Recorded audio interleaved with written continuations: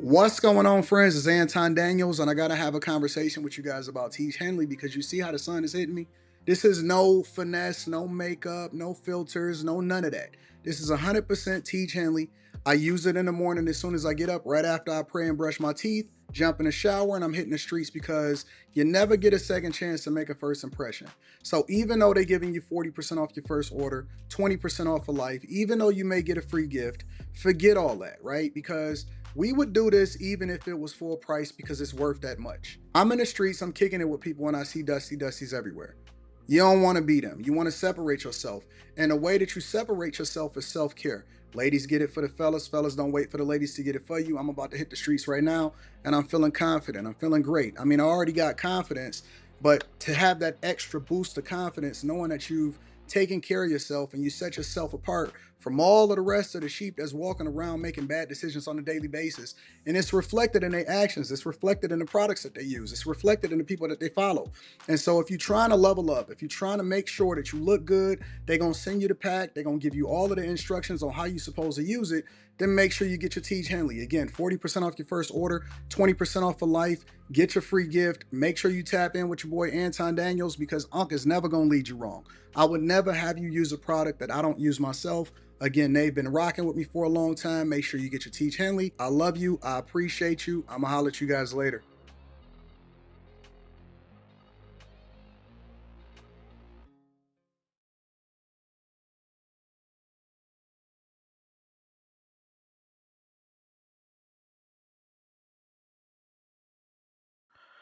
What's going on is Anton from AntonDaniels.com. I appreciate you guys for continuing to rock with me. Thank you for tuning in for another edition of the Millionaire Morning Show. I am your host, Anton Daniels. What up, friends and family? Hey, end of the week. Not the first full week, but the first week down almost in 2025. What up, friends? How y'all feel today? We had a phenomenal show on After Hours. Yesterday was a win. Yesterday was a win. You know what I'm saying? For everybody that's a bag chaser and you was a part of the live stream or you rewatched what was on the live stream, because I put it up for everybody to rewatch it if you didn't catch it. If you didn't catch the budget video, I feel sorry for you. I feel sorry for you. If you did not watch the budget video, what up, Molly? What up, Trini? What up, Arlor? What up to all my friends, K Cooper, Enos Luby, Brandy in the building, Dan? What up? What up? What up, Chad for Morris? If you didn't catch the live stream or you didn't rewatch it, what you doing?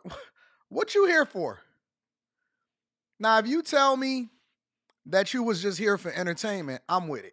I'm with it. I get it. You know what I'm saying? Everybody ain't trying to level up. Everybody ain't trying to do all of the extras and get the money and save it.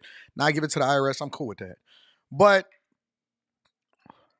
if you talking about this money, you talking about this cash, what you here for? I'm literally giving you the blueprint for the mindset and the practical implementation in real life on how you supposed to translate that. You know what I'm saying? Shout out to Mika. Mika was hosting a show last night. We switched it up. Mika in the building. Can we get a round of applause for Mika? She did a phenomenal job last night. Subject matter, pace, all of that. Shout out to Mika. Yeah, we're going to give her that responsibility. I'm going to go ahead and offset that. You know what I'm saying? What up, y'all? What up? What up? What up? What up? What up? What up? How y'all feel? Make sure y'all tap into the Patreon. The best time to join the Patreon is the beginning of the month. Also, Tiege Hanley, 40% off your first order plus 20% off of life. If you do not have your Tiege product, do not talk to me. If you do not have your Tiege, do not hit me up talking about Anton. I'm trying to figure out how not to be a dusty. I don't want to talk. Ladies, get it for the fellas and get it for yourself, fellas. Don't wait for the ladies to get it for you. Let's rock out. Let me get to a couple of these early super chats and cash apps. Shout out to my girl Mika, says, good morning, AD and chat. Stay blessed. What up, Mika? Love me some Mika. Me and Mika against the world 2025. We in the building. Shout out to my girl Mika. I love you. I love you, baby girl. Also, ESDC, I received the blessing. Mike, that dude, says, thanks for the budget live stream. You got it, big dog. Shout out to the bag chasers. Mr. DJ, salute. Salute to everybody on Cash App. Salute to everybody that's on the platform. Let me establish some ground rules for those that may be restreaming this or is here for the first time. I do not ask for or require for people to give me Cash Apps or Super Chats. I never have. I never will. They got this goal thing as a content creator that you can put up in your live chat and they can say, I want a goal of this many super chats. And I respect it. I respect everybody that used the goal system to generate revenue. That's not what we do here. What we do is we appreciate anybody that does contribute into the platform because you don't have to. And so I don't care if it's 99 cents. I'm going to give you all of the visibility and the same amount of energy as somebody, maybe not just the same, but close to it as the same person that gives whatever it is. That gives a huge amount because it's according to your heart. You know what I'm saying? And so you supporting the platform is just appreciated. I'm humbled. I appreciate you. And I absolutely love the fact that people just tune into me every morning. The only thing that you're required to do, and I guess you don't have to, but I'm going to just try to force you to do this one, is to hit a like for the algorithm. If it's your first time here, hit a like for the algorithm. If you've been here more than once, and that means that you see some value or entertainment from this, then go ahead and subscribe and turn on your notifications. That's all. Everything else is extra. It's a blessing. It's a blessing. Ain't it a blessing? Ain't it a blessing? You know what I'm saying? So shout out to y'all. Listen, I know that it's the holiday season. I know that things is going rough for some people. I know that some people are successful and winning. Just be here with us, rock out with us, extract the value if you can. And if you want to level up and you want to go in, rock out with a group of people that's going in the direction that you're going in, tab into the Patreon. The best day to join the Patreon is the beginning of the month. All right. I am going to hit y'all with the prayer right after Quick Hits. You know what? Let me hit y'all with a prayer now because I think it's going to be a very entertaining show. All right. Lord, bless us on this Friday, January 3rd, 2025, and bless us to do incredibly well. Bless us to have all money in, no money out, for us to continue to reinvest in ourselves and to be careful not to get caught with boxolitis. Bless us to be focused, to develop our character just as much as we develop what's in our bank accounts and our pocketbooks. All right? To never forget you. And Lord, let me just say this, because I speak from my heart. I don't speak based off of what sound good. Bless us to never forget who you are and the role that you play in our life, because so many people only talk to you when things start going bad. Then they want to humble themselves and say, God had to humble me. No, it wasn't God that humbled you. The devil kicked your butt and then you ran back to God. Bless us not to have to run back to you, but to always keep you with us in our journey throughout our life. And bless this year to be incredible, prosperous. And while everybody else may be going through things, bless us to have breakthroughs. I love you. I appreciate you. I ask all of these blessings on behalf of me, the Chasers, and everybody that's watching the show. In Jesus' name, amen. All right. Shout out to my prayer warriors. Shout out to everybody that's in the churches that's watching this. Shout out to all of my truck drivers. Shout out to the people that's doing the 9-to-5s, working from home. Shout out to my housewives and house husbands. Make sure y'all hit a like for the algorithm. Shout out to everybody that's rocking out in the offices, wherever you are, in the car, on the East Coast, West Coast, Canada, UK, all across the world. I love you. I appreciate you. This is the greatest show on earth. And if you have not, send this to your friends and family. We are going to absolutely get it. All right. Let's rock out. And if let me also say this too before I read the super chats.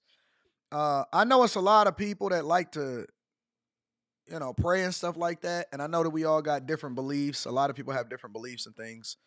But if you are a Christian and you are around somebody that prays, don't let them get away with just saying amen and that's the end of the conversation and that's the end of the prayer.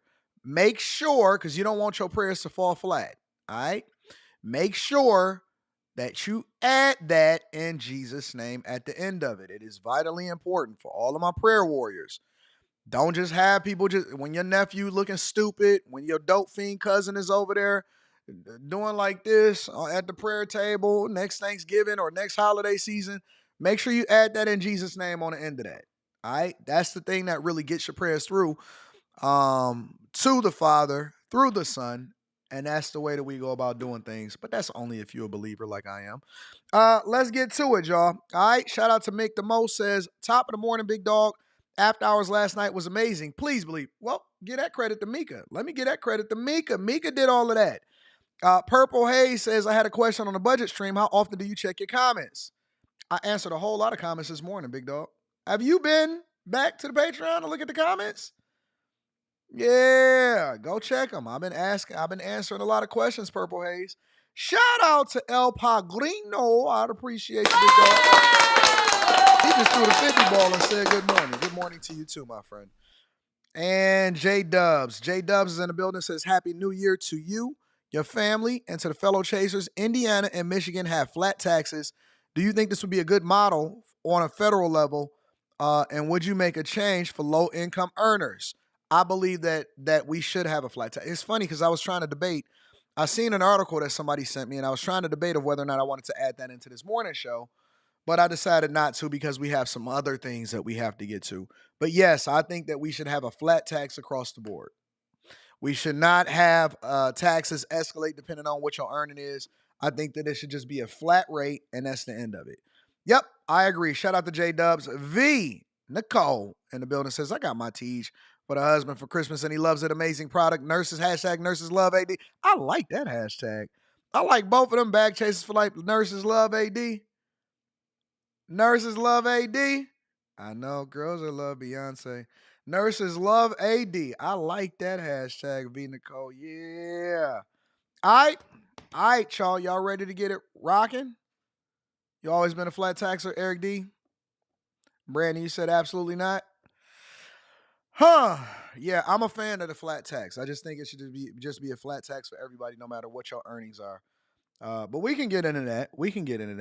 All right, y'all, let's go ahead and get into Quick Hits. Quick Hits is a segment of the show that we have to make sure we bring y'all the news of what's happening across the board, but we don't need to necessarily have a whole segment dedicated to each individual subject. So first things first in the building, there is a man that's still on the run in Mississippi that had a heinous crime. He'll probably get the death penalty when they catch him, if they catch him. But 3 people were dead after a gas station shooting, and this man is still on the run.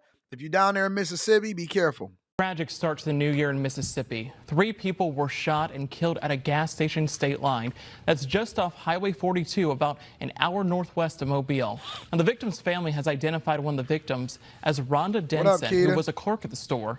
And at this hour, the search is still underway for the gunman. Fox 10 News reporter Ariel Mallory went to Mississippi. And Ariel, you spoke with Denson's family, who is understandably heartbroken. Yeah, they are, Cameron. Now, I spoke with Malaysia Ellington, who is Denson's daughter, and she says her mother was very loved and respected. Now, the suspect deputies are looking for has not been identified, and they do warn they consider him armed and dangerous.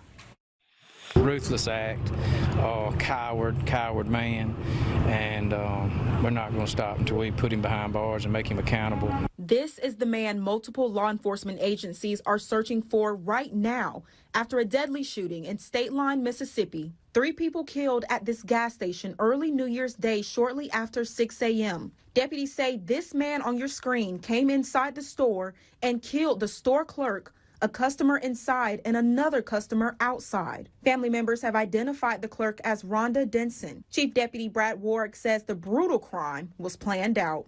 He came in from, apparently was hiding behind the store, come from the back side of the store, made contact with the subject outside, and then entered the store where he completed the burglary and ultimately killed the other 2 victims inside the store. According to investigators, Denson gave the suspect the money in the register, and then he still shot her. You got to be an evil person.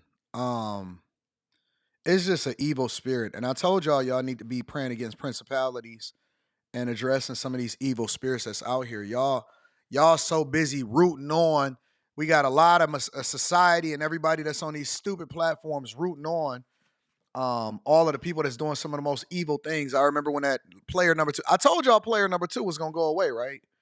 Nobody is talking about Luigi Marchioni anymore. Nobody is talking about player number 2. But you remember what was happening? People was embracing it. Yes, I'm so glad. I don't feel sorry for the family and all of that stuff. That's a spirit that's in you. You got the spirit of death on you. I know y'all don't believe, but I'm going to just tell you the truth. And so you can't say that nobody ever told you. When you see certain things that's happening, it happens in patterns. It happens in spurts. Like, have you ever been in a space where it just seemed like everything was going wrong all at the same time? You need to reset, honestly. And you got to be careful who you hold hands with. You got to be careful who you hug. You need to be careful who you friends with. You need to be careful who you let in your household. You got to be careful on a lot of things. You don't know what these people have going on. You have no idea. And I'm telling you that there is so much chaos and destruction. Like I'll give you an example, right? If you go over into Alaska, and during the time they have one of the highest suicide rates. And one of the reasons that is because in parts of Alaska, for long periods of time, for months at a time, they see no sunlight. That weighs on your spirit. The vibrations that go through your music affect your mood. You see people that's crying all the time, and they always listening to sad music. They always listening to the thing that take them into that negative space. They're pining for that. They're pining for that. And so when I see certain things that's happening on a regular basis, if you go down to Miami, for example, and you hanging out in Brickell or you on Biscayne or you chilling and stuff like that, and you stay away from all of the dusties that's out here causing chaos on South Beach, and you over there on North Beach or something like that, you got a different air about you. You got a different spirit. You encourage when you get around people and you in a downtown and you see people moving and shaking and stuff, you got a different air about you. You got a different spirit. I'm telling you, y'all got to be careful of the people that y'all surround yourselves with because they will drag you down. When you keep seeing, you get these group text messages, people in group text, and they always got this to say and always got that to say, and they always only sending negative stuff and stuff like that. You need to get out of that group. Remove yourself from that group. Get out of that group text. I'm telling you, they're going to drag your spirit down. See here, the glass of the front door was shattered. Deputy Warwick says the suspect stole a car from the gas station and took off. The car was recovered about 4 miles down the road off Highway 42. Warwick says they won't stop looking until this dangerous man is captured. It's a coward of a man. I watched the video. He has no remorse for human life, and I won't be happy, or we won't quit until he is behind bars and paid. Imagine you get up, stop at the gas station early in the morning, and some guy just walk in with a stocking cap over his face, demand money from the cashier, shoot her even after she give him the money, shoot a customer that's in there, and then he come out and he shoot you, and he don't have no regard for human life. Y'all better get gird up, and you better get your life right. Y'all need to start getting y'all life right. In addition to that, passengers say they was put on the streets by the airport after their JetBlue flight was delayed / canceled over in Turks and Caicos. Check it out. To put people out on the streets like animals was definitely something that I'll never forget for the rest of my life. Marty says hundreds of JetBlue passengers like himself were told they couldn't stay at the airport in Turks and Caicos when their flight home to Boston was delayed until the next day. His children were exhausted after their flight was already delayed several hours. Why is it? Okay, I get it. You're trying to make sure that you prove a point, and you're trying to highlight how your family was exhausted and you didn't have anywhere to go and they put y'all out of the airport. Cool. Why you take a picture of your kid face down on the floor with all of the dirt on there? I'm telling you, man, look, everybody gonna get it today. Everybody gonna get it today. White people are so dramatic. White people, shout out to all of my Caucasians that's in the chat from the mountains of Caucasus. Y'all are, and your kids are bad. Your kids are bad. I don't know if anybody told you to your face lately, but I'm going to go ahead and bring you to the front of the congregation. Why is your kid on the floor, and why are you taking a picture of your kid looking like that? Y'all kids are so bad. I don't know if y'all think it's going to grow out of them or if y'all doing gentle parenting nowadays, but your kids is bad. Your kids is bad. Bad as hell. Spoiled, rotten, and bad. Get off the mother. That's how we talk to her. Get off the floor. What's wrong with you? Oh, okay. So you trying to show out in front of company, huh? Yeah. Get your kid off the floor, bro. And he says there were no hotel rooms available on the island that night. Just a very unsettling, traumatizing experience. You have 3 young kids all looking for you for an answer, a wife looking for you for an answer, and for the first time as a husband and as a father and as a man, I had no idea how I was going to shelter my family for a night. Brett was on this flight too and says the JetBlue employees at the airport forced them to leave when their flight was delayed. We just kept saying, where do you want us to go? What are we supposed to do? How are you kicking us to the street like dogs in a foreign country? Eventually, Marty's travel agent found a small hotel room for his family. Brett found an Airbnb for about $1,000 to squeeze in 10 people. It was in a horrible, sketchy area. The actual Airbnb itself was okay, but the area was like something out of a horror movie. Wow. Welcome to life. This is why you don't travel with only $500 on a Spirit flight, because you might have to get a hotel or an Airbnb that costs you $1,000 just for the night, and your wife is gonna be nagging you talking about what you're gonna do, Johnny. You could have had the greatest time in Turks. Why y'all keep traveling to Turks and Caicos? Don't y'all know they're giving out 10 years for one bullet mistakenly left inside of your backpack? You could have had the greatest time. 10-day trip, went snorkeling, seen the whitest beaches, phenomenal weather. You had one bad night. And when you get home, she gonna say, this was the worst trip that we've ever had in our entire life. Our dogs were chasing the cab as we were driving by, like very sketchy neighborhood, and like kids are freaking out, like what are we gonna do? The next morning when they got back to the airport, they saw dozens of cots had been brought in for the passengers who couldn't find a place to stay. Their new flight was also delayed another 4 hours. A spokesperson for JetBlue tells us this flight had a significant delay due to heavy air traffic control congestion. The company went on to say in part, "We sincerely apologize for the inconvenience this delay caused and understand this was a frustrating situation. While the delay was created by circumstances beyond JetBlue's control, we understand the impact this disruption had on our customers' plans." This was far beyond a delay. This was sending people to the streets at the wee hours of the night. Aw, listen, you'll be all right, bro. Look at that good picture that you and your kids took with Count Dracula. Look at that good old picture that you took. You have a memory for life. You good? You good. I can't believe it. They put us on the street. It was a dog chasing our cab. Welcome to the hood, big dog. And last but not least, who was that, Les? What up, babe? And last but not least, we got to go to the hood. And a hood rat knows no bounds. It could be white. It could be black. I know a lot of ghetto white women. Why we don't never talk about that too? I know y'all be trying to hide. Y'all be watching, secretly sending me emails. I appreciate you, AD. You're great. Why we don't never talk about our Caucasus woman? I love white women. I love everybody. I think that everybody is awesome. But it's some ghetto white. I see ghetto white women sometimes as more ghetto than some of the ghetto black women. It's some ratchet white women out here, and they all have a look. They all got a look. A lot of times they'll have multicolored hair. They got the tramp stamp on their back. Shout out to my tramp stampers. Shout out to my tramp stampers. We know who you are. Shout out to you. You're not a bad person. You just made a bad decision. They got that tramp stamp. A lot of times they'll have a tattoo or two on their wrists. Also a couple maybe on their fingers.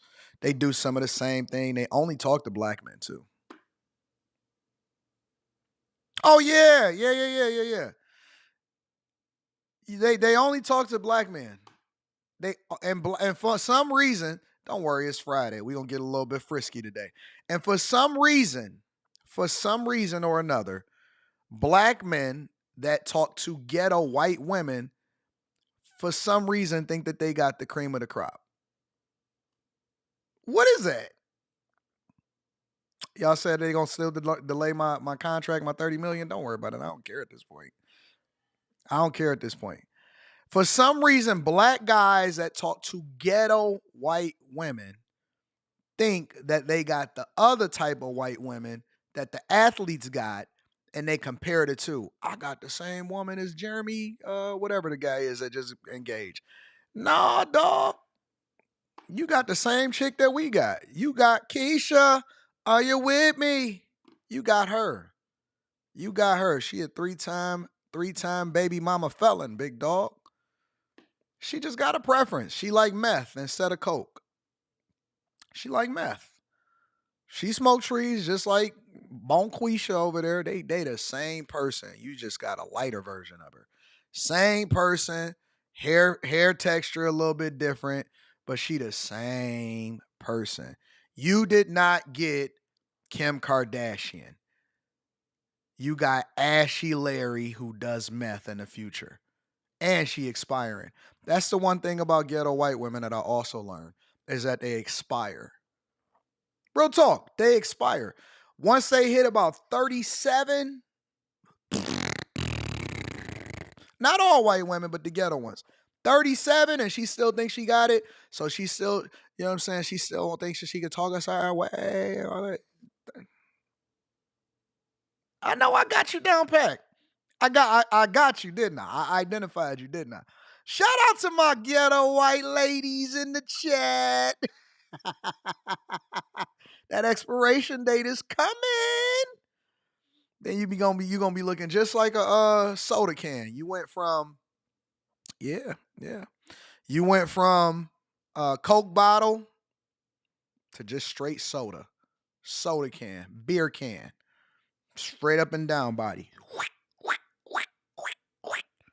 SpongeBob SquarePants, SpongeBob Square. Let me get to the story. Let me stop being distracted. Both were trying to run out on her. These people are nice, and you both were trying to run out on her. After getting their nails done, these two women allegedly tried to walk out the door without paying. But Diane Nguyen, employee at Tip Top Nails in Compton, immediately closed the shop, refusing to let them get away with ripping her off. We closed the door and called the police, and they keep getting nervous. So we keep calling the police. A longtime customer pulled out her cell phone and captured the crazy scene. You gotta pay these people. The two women, frustrated they couldn't leave, kept getting angrier. Why? The redhead flashed her backside to the customer recording the chaotic scene, who had already... Oh, look at that tramp stamp. Hold on. Redhead flashed her backside to the customer recording the chaotic... Tramp stamp, right there. Tramp stamp. Right there. See it? It's right there. Scene, who had already told her it's all going up on social media. Oh, thank you, TikTok. I'm going up. At one point, the N-word was tossed around. Who's in here? As soon as the women learned the cops were on the way, one of them ran to the restroom to flush money down the toilet. I said, why you do that? I said, I have money, but I don't want to pay for you. So I put plus money in the toilet, so you have no money. Diane managed to grab one of the ripped $100 bills and ran it through her machine. She quickly discovered the money was fake. It's happened to you before. Oh, y'all got all kind of... So she ran to the bathroom to flush the fake money into the toilet because they was gonna pay, but they only was gonna pay with counterfeit money. Now you got fraud charges, you got a felony on your hands, and you got lewd lasciviousness showing your backside. I think that these women should be put on the sex offenders list. Because, see, if I was inside of the shop and I pulled out my peen, then y'all would have been like, oh, he offended us, and y'all want to try to put me on the sex offenders list. Yep, I think that they should throw them and hit them with the hardest charges that they can find. A lot of time. LA County Sheriff's deputies detained and questioned the women. When one of their boyfriends paid for the services rendered, they were released. I was impressed at how... What? Okay, hold on. Boyfriends paid for the services I rendered. need to see what the boyfriend looked like. I guarantee you, I know what the boyfriend looked like. They were released. I was impressed at how fast you guys closed the doors. That's what experience you now become. Experience. To make sure this doesn't happen again, the salon has posted this sign that says new customers have to pay a 75% deposit before they get any new services. See? They're not messing around with y'all. I'm surprised that they let him leave. They tried to flush the fake money and all of that stuff, and y'all still let him get away? No, I'm not with it. Ladies and gentlemen, that is your quick hits. It went a little different than I thought it was going to go today, but we prayed, so we just going to trust that God know what he's doing. Let me hit y'all with a couple of reading these super chats, and then we're going to continue on with the show. Christopher says, good morning, praising God and front and center. Gotta love it. We love Jesus. We love Jesus. AD, devils live amongst us, and they pray the dust bucket, and we pray the dust buckets away. Yeah, we got to get them up out of there. Country Boy Finesse says, what's good, AD? What up, big dog? Debating on purchasing automotive computer for my part-time repair job. I work full-time and I do photography. I need your opinion. Purchasing an automotive computer for your part-time repair job. Yeah, invest in your business. And you need to write it off as a business expense. Invest in your business and write it off. What else would you go and spend the money on?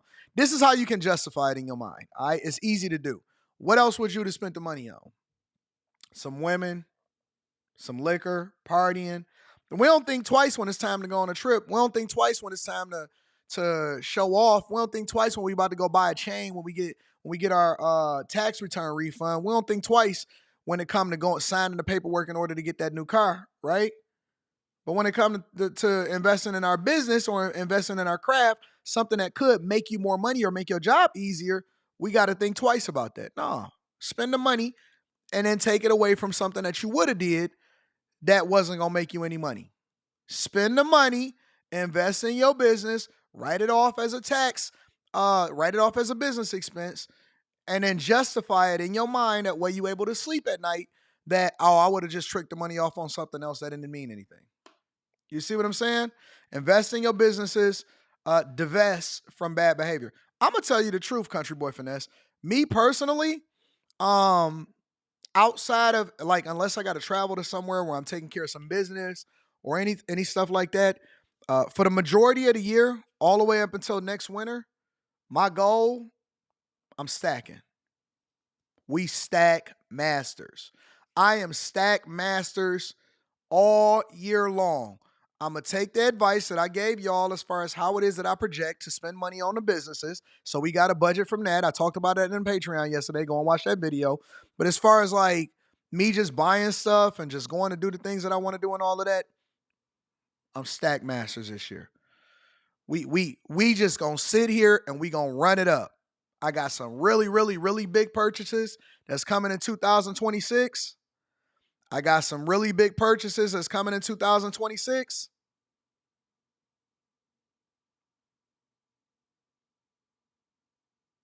Massive purchases that's coming in 2026. Let me make them mad real quick. We got the order already for 2026. It's on order. We got some major orders. They telling me that I need to customize my car right now. We got some major orders on 2026, and we stacking. We stacking stack masters all year long. January, February, March, April, May, June, July, August, September, October, November, we going to start spending money. November, we going to start spending money. That's when we going to start distributing the money because we got to get rid of it. Yo, oh, you said, what's this? You can't get this app. This app right here, the Lambo app, this one in particular, you got to actually have a car on order or you got to be an owner of a car in order to get this app. So this app is not for everybody. You got to have a user code. You have to have the code that says that you got something on order, and then you can get this app. We stack mastering all. Look at Malik. Malik, thank you for showing us who the Dusty is. We finally got you out. I knew you was going to show me who Dusty is. I love it. I love it. It's nothing better than to bait somebody to say something by showing them something, and immediately they're going to say, don't you do that. Don't stunt on us. See? We always find out who the Dusties are. Ladies, if Malik have sent you a DM, understand that he's not a generous person. Andrew, also Andrew. Ladies, if Andrew has sent you a DM, understand he is not a generous person. You are not getting a Henry. You are not getting a high-value man. You're getting a man that is going to ask you to go 50-50. Ladies, if Malik, we know you ain't got a good job. If Malik or who else? Malik, what was the other one? And Andrew. If Malik and Andrew try to send y'all a DM after the show, understand that you're going to be having to bring your purse to dinner with you to make sure that he don't run off on the bill. That's all I'm saying. That's all I'm saying. That's all I'm saying. Make sure that you understand who DMing you. Malik and Andrew. Malik. The only Malik that I know is Malik Yoba. He's sassy, right?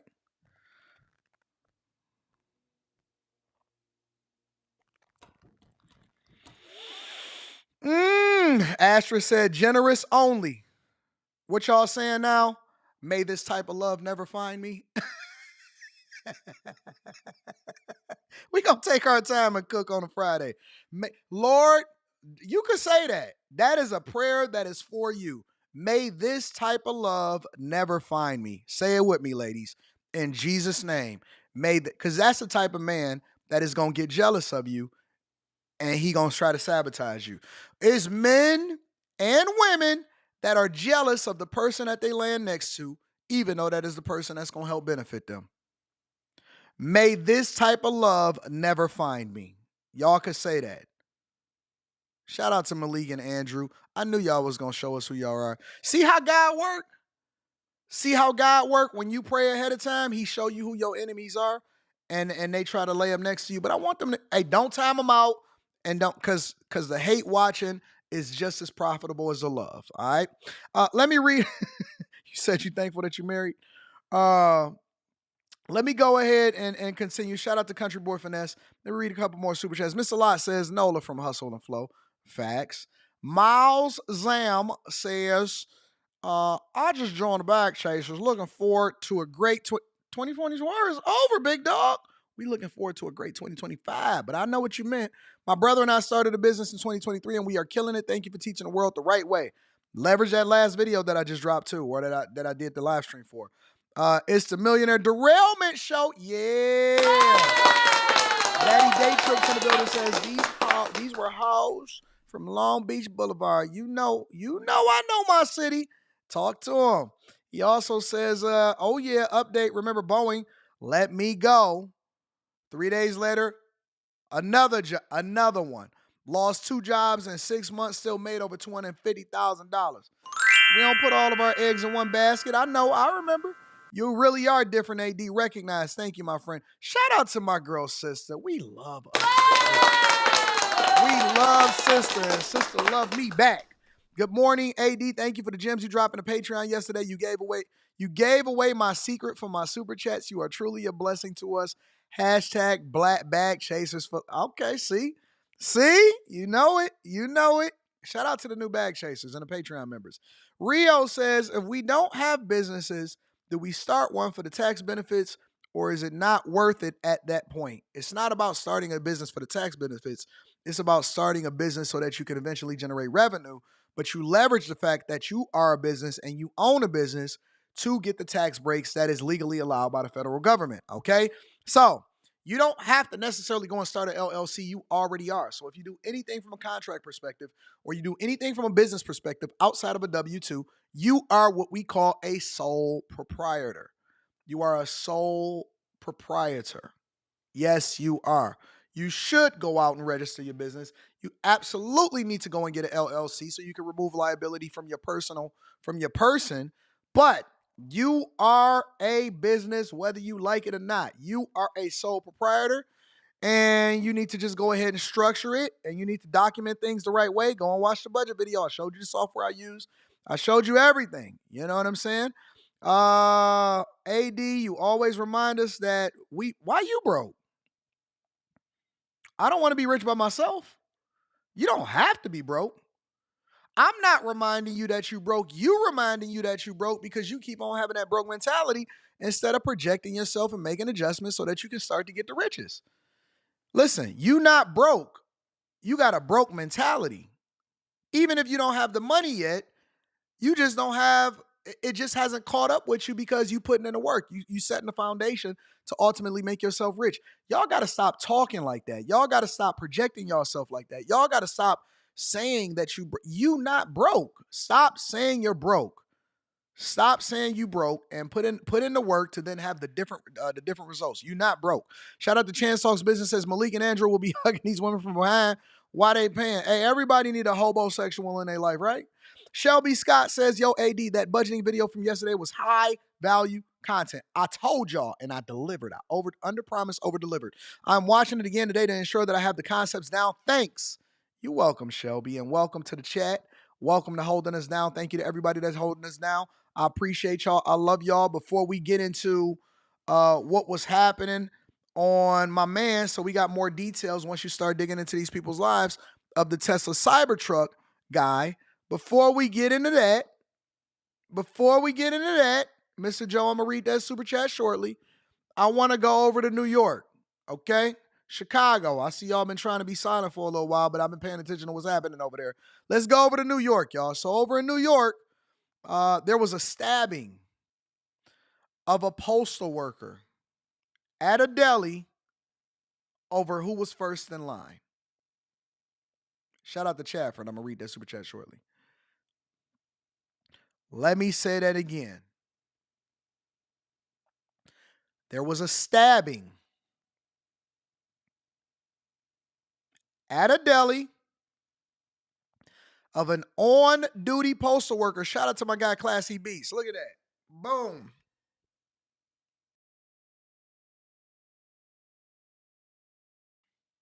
Over who was first in line. Make sure y'all hit a like for the algorithm, subscribe to the channel, and turn on notifications. Let's get to it. Deli counter turned into a scene of a deadly stabbing.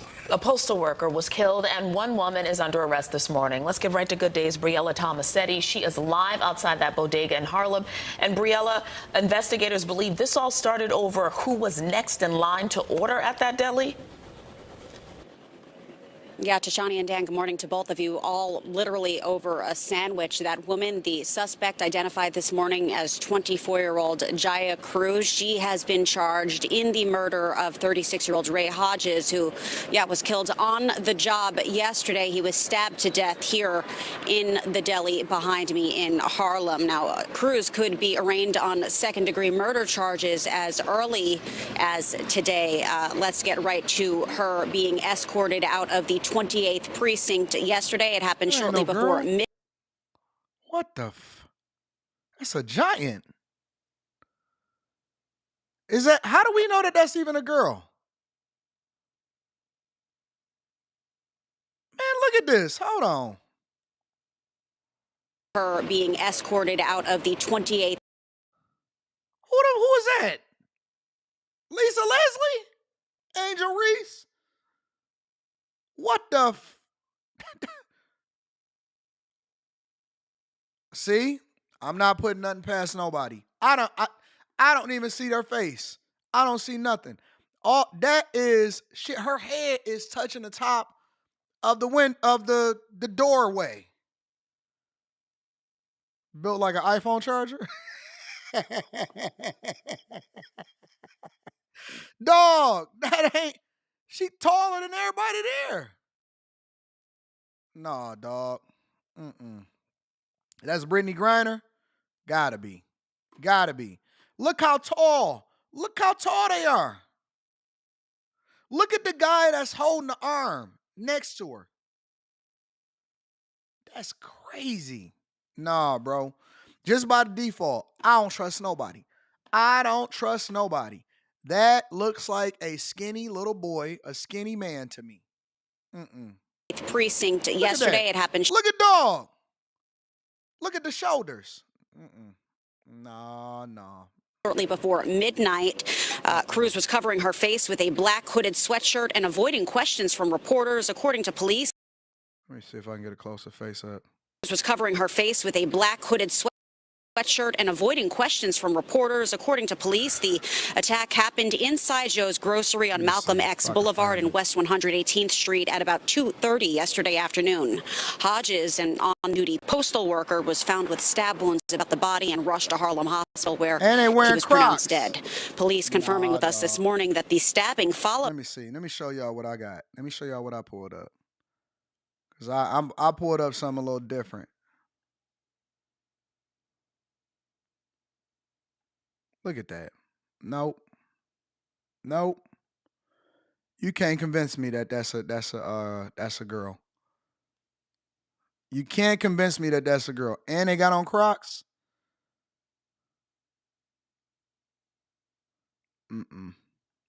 Nah. Let me see. See if I can get a close up. It might be a girl. I don't know, man. You just don't know nowadays. You don't know. I don't know, bruh. I have no clue. No clue whatsoever. I can't tell. What do y'all think? Y'all let me know. This is the best picture that I was able to pull up. Y'all let me know. What do y'all think?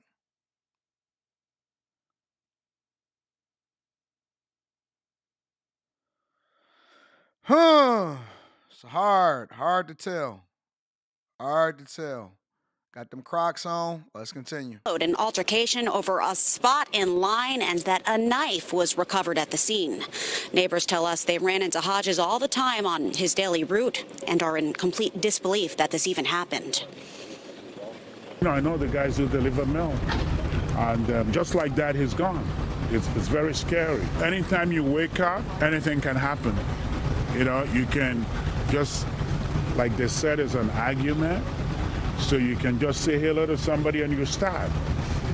You know, something like that. It's disheartening, to say the least.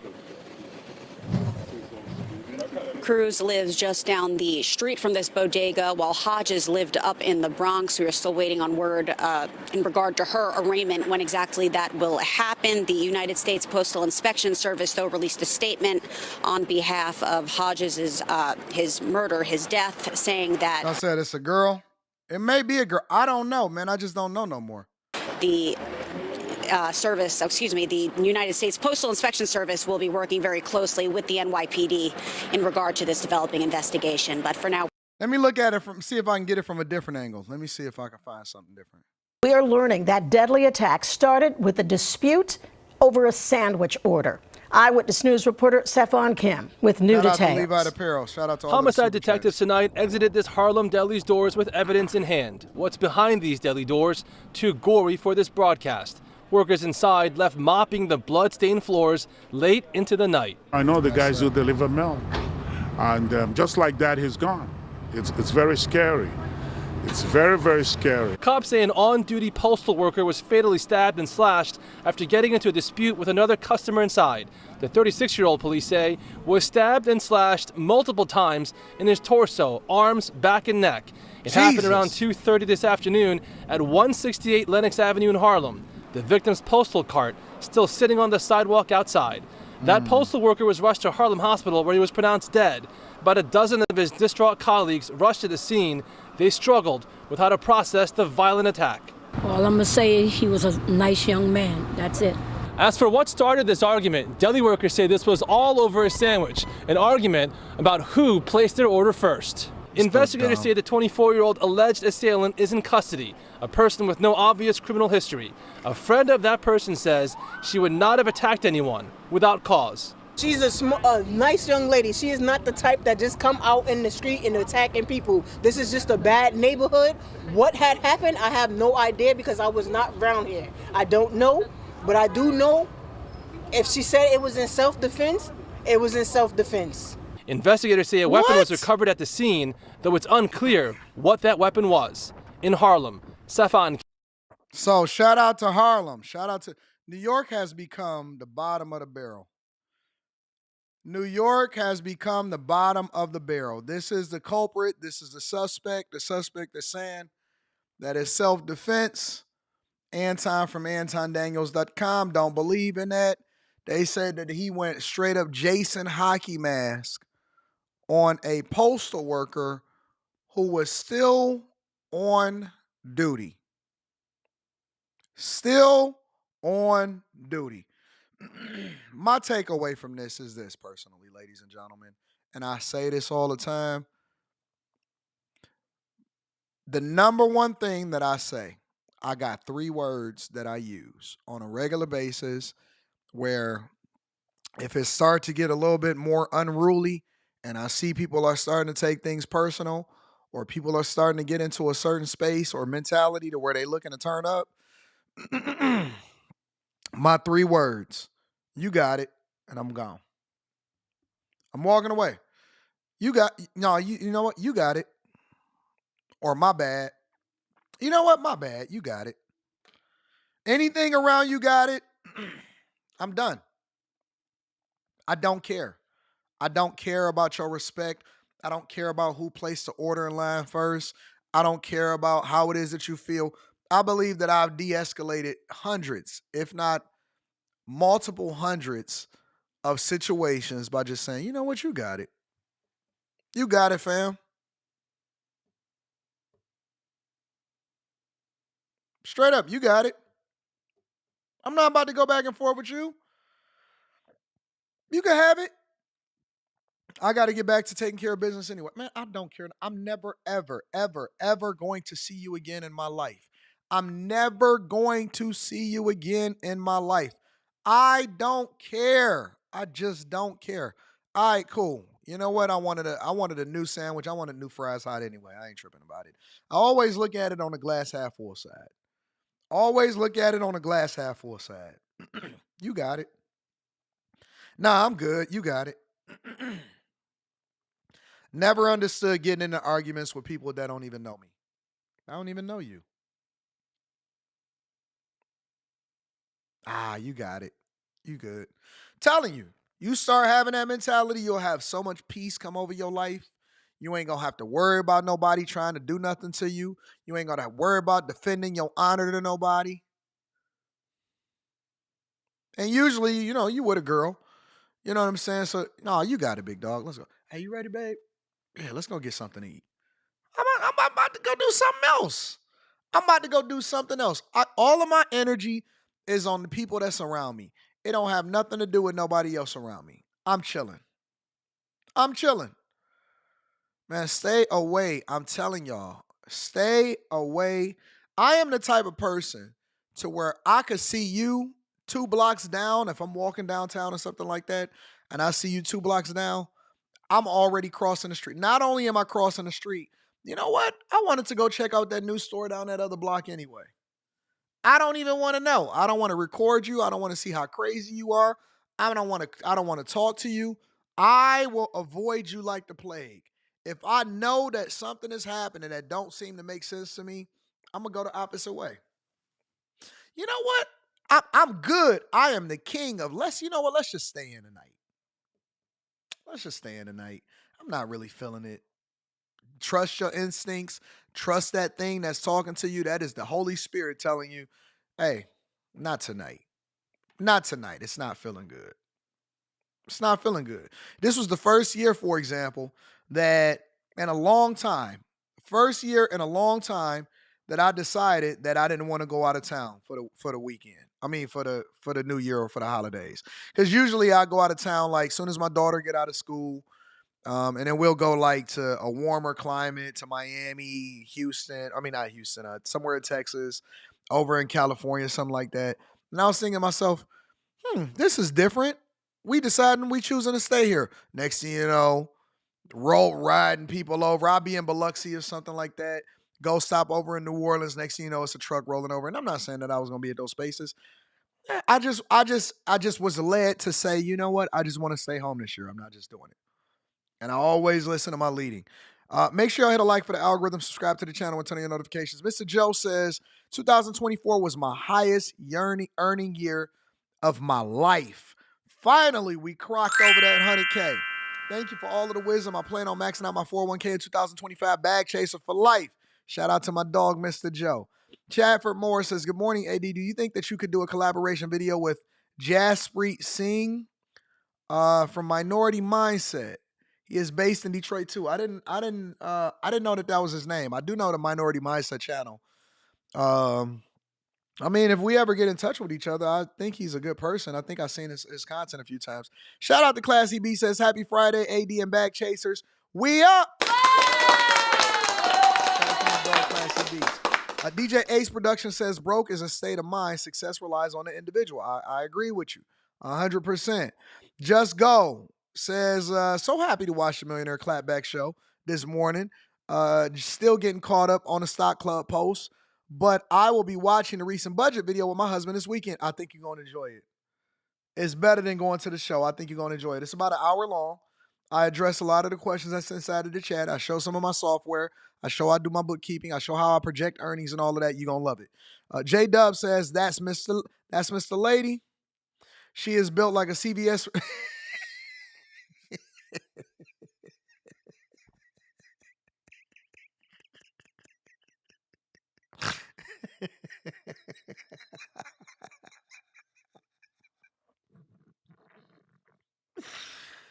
Oh, where do y'all get this stuff from? I have no idea what's wrong with my chat. I think my chat is broken.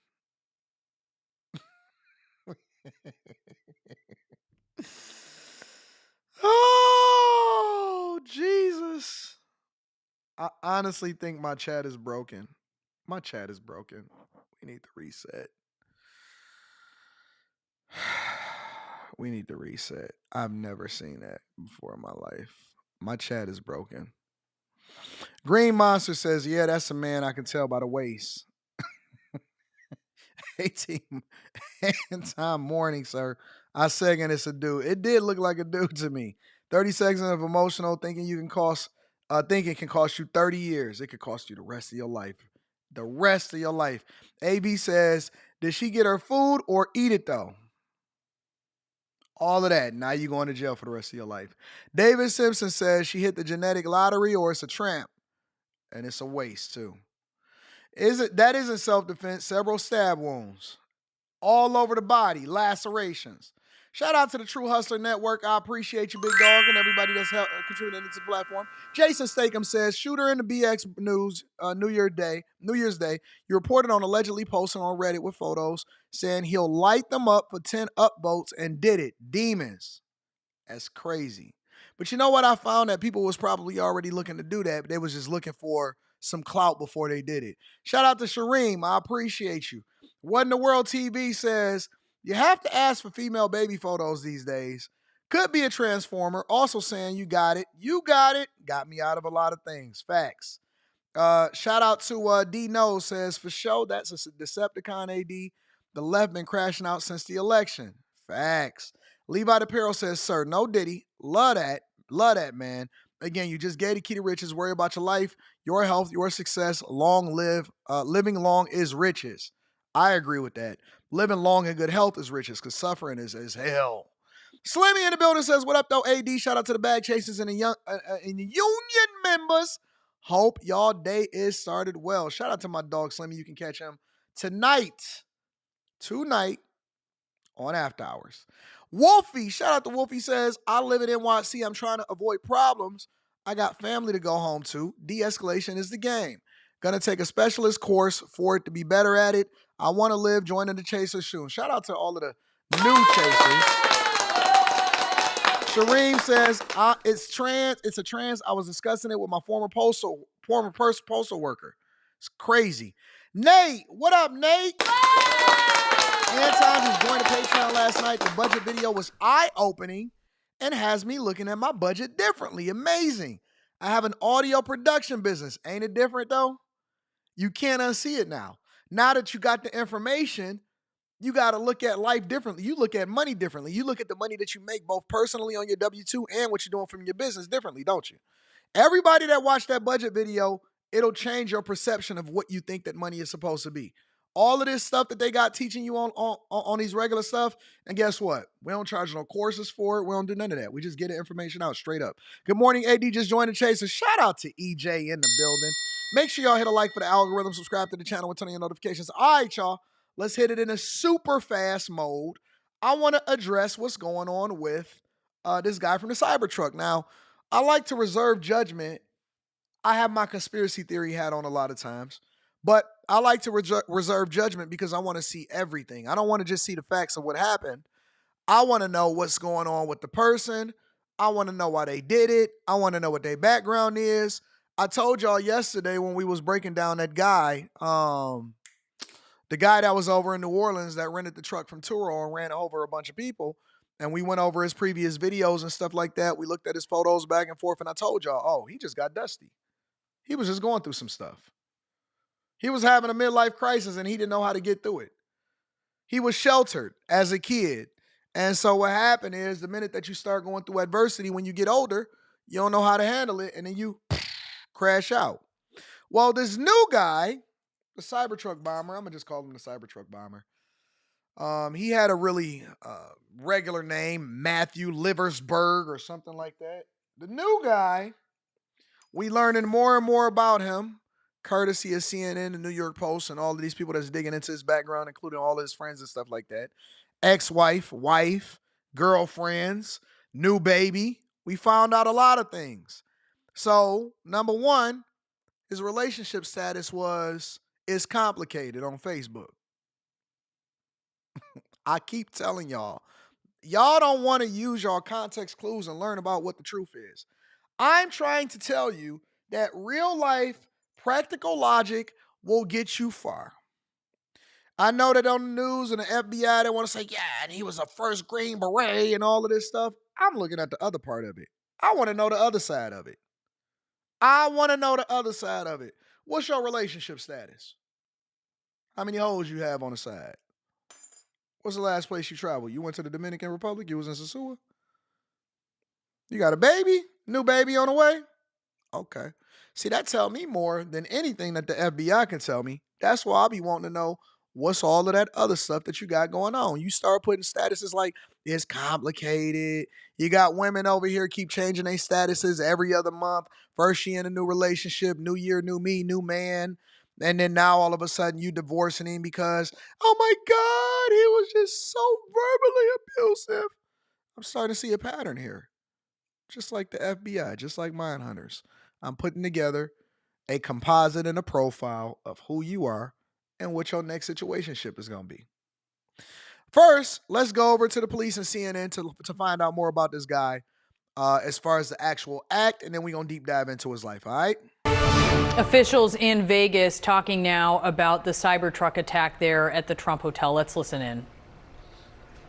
As many of you went to sleep last night, and I just want to give you an update on a lot of what it is that we found through the processing of the Cybertruck.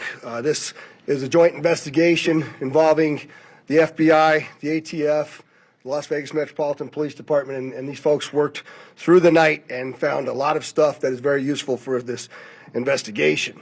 As you look at this Cybertruck here, we had to transport this down to our fleet services so that we could really get through this thing. And I remind you that the subject inside wasn't able to be removed for a very long period of time because he was burnt beyond recognition. And so as we continue to move through this, I'm going to talk a little bit about his identity and what we believe, but I would like to highlight a couple of things that the teams found inside of the Cybertruck that are useful to the investigation. And that, first and foremost, is a military identification.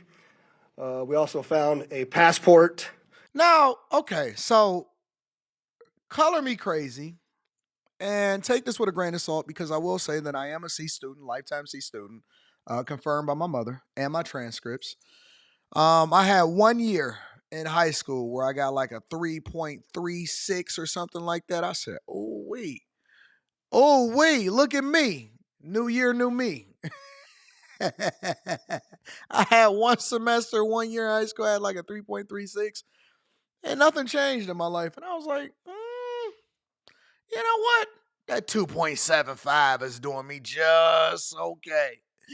That 2.75 worked just right for me, y'all. I don't want to put it, because see, either you're going to have to go all the way with the extra effort, you're going to have to get a 4.0, because a 3.36 is just as good as a 2.75. You don't get anything better with a 3.36 versus a 2.75, 3.36. Y'all both going to the same school. And you're not getting no extra. You can get a tassel. You can get a tassel, a different color tassel. 3.36, 2.75, same thing. B minus, C plus, same difference. Ain't no difference in that. So, color me crazy, all right? Color me a little left. But this is the thing that I'm trying to understand, okay? He was burnt to a crisp, so much so that it was hard to identify him. He was burnt to a crisp, so much so that they couldn't identify him, but they was able to get a tangible military ID and a passport. What? The guns were melted. The guns were melted. Now, unless the explosion created a projectile to where it blew his stuff over to different places and they had to go and find it and stuff like that, that's one thing. But they saying that the basic car was an inferno. It turned into an inferno. And he basically burnt up and they couldn't hardly even identify him except for some key pieces. So how is the passport? Because I need to know if the passport was still in the car. Did it blow up and then it flew out of the car or something like that? How was his military ID and his passport still legible to where you can read different things and see that he was from Arizona? That is the weirdest thing ever to me. But let's continue. We're just going to go based off of what we see. We found a Desert Eagle 50 caliber Look at the gun. semi-automatic pistol. And if you'll notice on a lot of these guns that we're going to talk about here, they're almost just burnt beyond recognition as well. There's a SLR model B30 semi-automatic firearm. Number of fireworks that were still in the vehicle that had to be removed. Notably, we found an iPhone and a smartwatch. I said stop and then thinking too much, several just go with credit what they tell cards us. were also in the All right, name I got of you. our subject. Our subject Passports are is indestructible. 37-year-old Matthew Livelsberger. What in the world, TV? He's of Colorado Seriously. Springs, Colorado, born July 22nd of 1987. Now, as you'll see here on a picture of his driver's license, let's see, the question really still remains for me, and I know that there's a lot of you folks in the media that are identifying this person as the person in our vehicle. As I mentioned to you already, his body is burnt beyond recognition, and I do still not have confirmation 100% that that is the individual that was inside of our vehicle. And so as I'm calling it now, the subject or person of interest, I will not come back until I have the confirmation through DNA or medical records that this is indeed, in fact, the subject inside of the vehicle. Now, further complicating this identification of this individual, we also discovered through the coroner's office that the individual had sustained a gunshot wound to the head prior to the detonation of the vehicle. One of the handguns was found at his feet inside of the vehicle. Obviously, in how we're trying to identify him, and I'm feeling comfortable to give you this information, is a tremendous amount of substantial evidence to include he rented the Turo vehicle. There are 2 tattoos, one of which was on the stomach and one of which is on the arm. What? All right, now again, color me crazy as a C student. See, this segment then changed from me actually identifying the things that's the problem for him to, wait a minute, this don't add up. So in the New Orleans attack, the FBI first said that it wasn't a terrorist attack. Then the FBI came back and said that it was a terrorist attack. In this attack, it said that he was burnt beyond recognition, but they can find 2 tattoos on him. What? Okay, wait a minute. Either you burn beyond recognition or they're able to find 2 tattoos on you. Which one is it?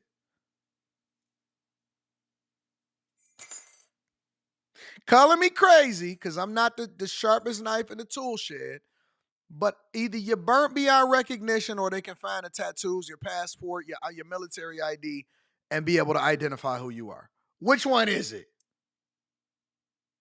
And they both just so happen to rent cars from Turo that was electric vehicles. And you could have went to any of the most busy places. Hold on. Come on, y'all. Hold on. Let's just stop for a minute. Because we just going to mine this out in real time. You could have went to has anybody been to Las Vegas and been on a strip? Bro, In-N-Out Burger got more people out there than the Trump Hotel. If you go over to the Flamingo and you walk down, or you can just go to an In-N-Out Burger that's off the strip. You can go to downtown Vegas. Now, I'm not telling nobody what to do. I'm just giving my theory to try to better understand what's going on. If you go to downtown Vegas and you just watch the people cross the street on Fremont Street, you'll have more people around you and do more damage than to park in front of the Trump Hotel that doesn't even have a casino in it. Everybody know that has been to Vegas multiple times. We know that the Trump Hotel does not even have a casino in it. It is just a hotel, and it is not even on the strip. It is slightly off the strip. It is off the strip. See student perspective, see student hat on. I'm just trying to understand. Don't tell me how radical these people are. None of this stuff is adding up. Honest to God, none of this stuff is adding up. None of it is making sense to me. The Wynn is busy. The Bellagio is the busiest hotel on the strip. The Bellagio is the busiest hotel on the strip. Right? The Aria is connected right next to the Vdara, which is connected right next to the Bellagio. You could have parked right in the middle of Vegas, on the middle of the street, and you would have had more busyness around you than that if you just wanted to make a scene. Anyways, let's continue. That we can see bits and pieces of it as in comparison to what it is that we now know he had on his body, that has given us a lot of confidence that this is, in fact, the same person. As well as, the clearly obvious, which is the credit cards, the military identification. Credit cards? Y'all seen credit cards too? Yeah, credit cards I was able to get the number off of. Port. And then furthermore, as you'll see here in just a very short period of time, we tracked his movements from Colorado to Las Vegas. And in a number of the photographs that we were able to determine, he was the individual that was driving the vehicle. And also, I'd like to iterate this point to you. We still have only ever seen him in this vehicle, and we're not aware of any other subjects involved in this particular case. Now, I would like to acknowledge a couple of things because I know what's going on in the social media world, and there are a number of things in this case Bellagio, that are Caesars, similar to the attack all of that is in right next to New each other. Orleans. We do know that our subject here served in the military. In fact, he's... All right, we don't need to get into all of that. So let's deep dive into what, for example, the New York Post is saying that was popping with him. So let me see if I can pull that up.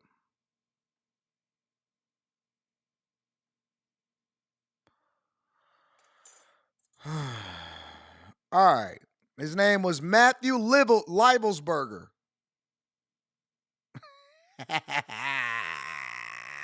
This is the fun part, y'all. This is the fun part.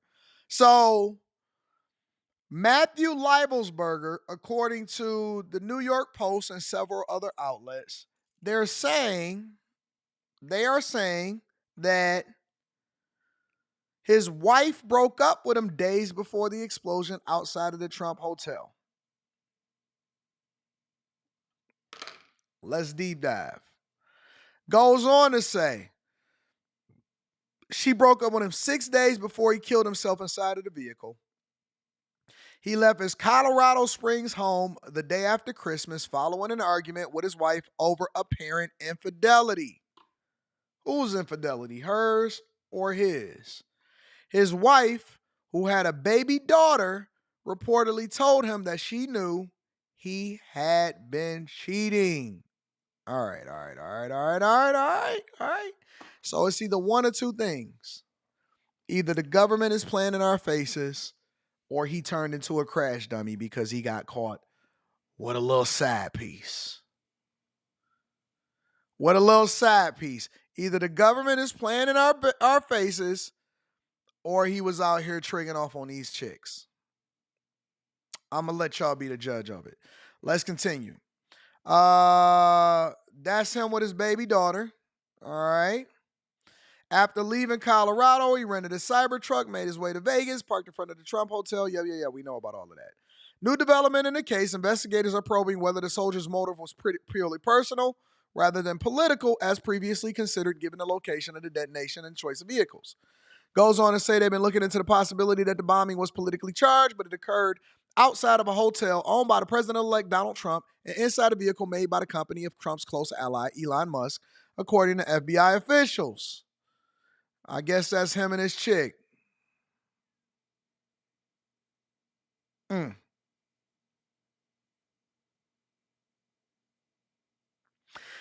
Active member of the Army's elite special forces, known to be a Rambo-type patriot, staunch Trump supporter, and law enforcement officers are investigating if he had purposely picked the Cybertruck to limit civilian casualties rather than for political reasons. The Cybertruck's impenetrable steel design contained the explosion while still giving off large fumes.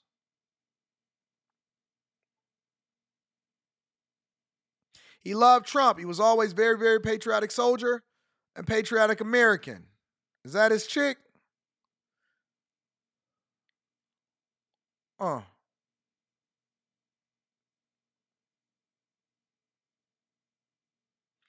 I'm not believing this. I don't believe it. My gut and my instincts tell me that there is a lie happening. So you telling me that he had a newborn baby. He was an ardent American and supporter. He loved Trump, but then he blew up a Cybertruck in front of the Trump hotel. His wife was cheating on him right after having a newborn baby, found out, and they divorced, or she broke up with him 6 days before the incident happened.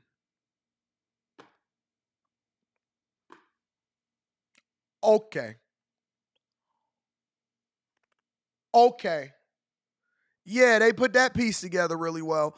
And they found his passport and his military ID. And the only part of his body that wasn't burnt to recognition was his leg and his arm that had the biggest tattoos on it. Okay. Get the heck out of there. Me personally, I'm not saying that none of it is true, but I'm just saying I don't believe none of it. Me and my little C student brain, I don't even believe a piece of it. Not even a little bit of it. He was cheating on me. Okay. I'll stay on top of it. And as I learn more information, we'll put it together. We'll put our pieces together. Camille Edwards says, hey, AD, thanks for the budgeting lab. I don't mean to bother, but have to select the candidate you will work with for the producer role. We are going through everything now. Literally, I've been going through everything. Plan on figuring it out before the end of this month. That is the goal. It was right after New Year's. That was when we was going to start deep diving into it. What in the World TV says in 2025 and beyond, I will call them crashers. Kimmy Joe says, AD, something doesn't add up with the Cybertruck guy who was supposed to have taken himself with one shot, but the truck blew up 17 seconds after arriving. Agreed. Green Monster says, Anton, you're asking too many questions. Give up before you come up missing. I ain't worth it taking out. You know what I'm saying? But you bought the bottle of beer definitely at 12:15. Shout out to my Menace to Society watchers. Jay Ben says that Tessie was in RC mode. Buzz Lightyear did it. Y'all know that you can control your car like with summons mode and all of that. You can literally remote control your car through the application. I don't want to do it right now. You can remote control your truck through the application, literally. You can control everything about this truck on the actual app.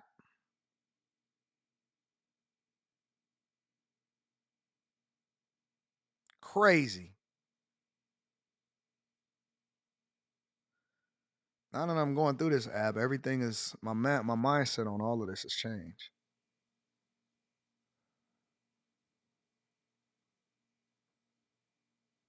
It's pretty insane. Good morning from the Bay.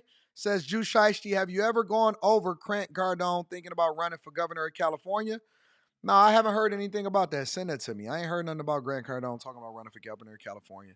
Chase Barnes says, happy Friday, AD and peeps. With all of these acts of terror going on, all we need is Brody from Homeland. Have you seen that show before? If not, I recommend it. I'm pretty sure Carrie knows about it. No, I haven't really watched it like that.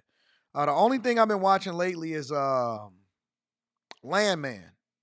Landman with Billy Bob Thornton. That's what I've been into. Ryder says, no man commits suicide because they got caught cheating. Conspiracy. Anton, you must be a boxologist. Context clues. Man, I'm just not going for none of the stuff that I didn't see. Honestly, I'm just not going for any of it. Anyways, you said, do you mean like sending a truck to go and pick someone up? No, you can bring the truck to whatever location that you want to bring it to. So let's say, for example, I'm all the way on the other side of the lot and I'm in a strip mall. Let's say I'm in a strip mall and I'm all the way on the other side of the lot, right? I can literally summon my truck to where it could drive around and then come in and pull up all the way up to where my location is, or pull up to wherever it is that I say that I want the car to come to.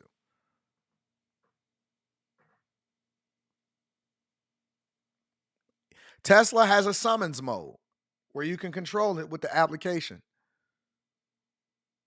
which then gives me more pause about what's going on. But then at the same time, he's saying if he rented it from Turo, then he probably didn't have that app on his phone. I don't know, man. I don't know. The more that I talk about it, the more that I start to get a little bit more conspiracy theories. So I don't know. Let's continue on with the show, y'all. Let's continue on with the show. So what do we got next? Oh, yeah. Obama's DHS security. I don't know if I want to do that one yet. Yeah, let's do this one. Obama's Department of Homeland Security is issuing a bold warning saying that we need to be on our tippy toes and be mindful of what's going on. Let's just stop by this real quick and then we can get to it, all right? People in New Orleans are sending an unmistakable message. They will not let this attack or the attackers' deluded ideology overcome us. None of us should fear that he'll overcome us. What did he say?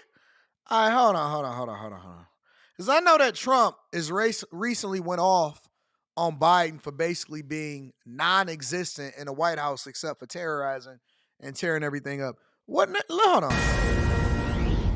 People in New Orleans are sending an unmistakable message. They will not. Unmistakable message.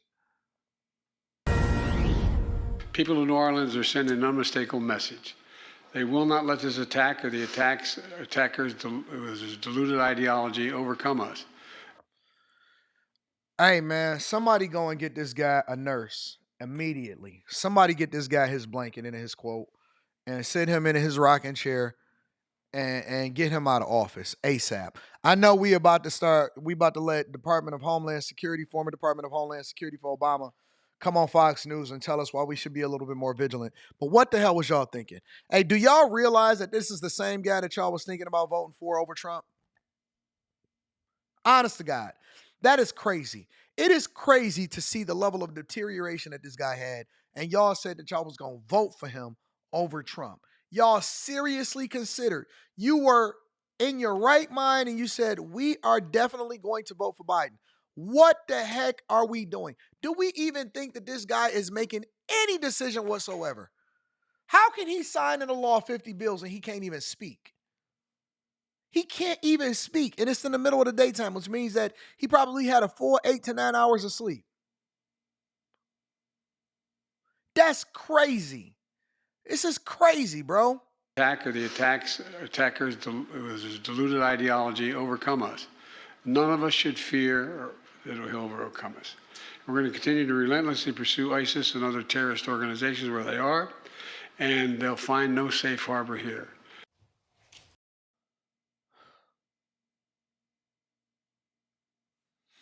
Let's continue on, y'all.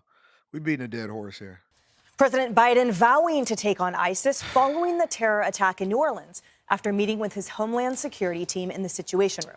The questions remain about the reason behind the rising terror threat and what the incoming Trump administration can do to stop it.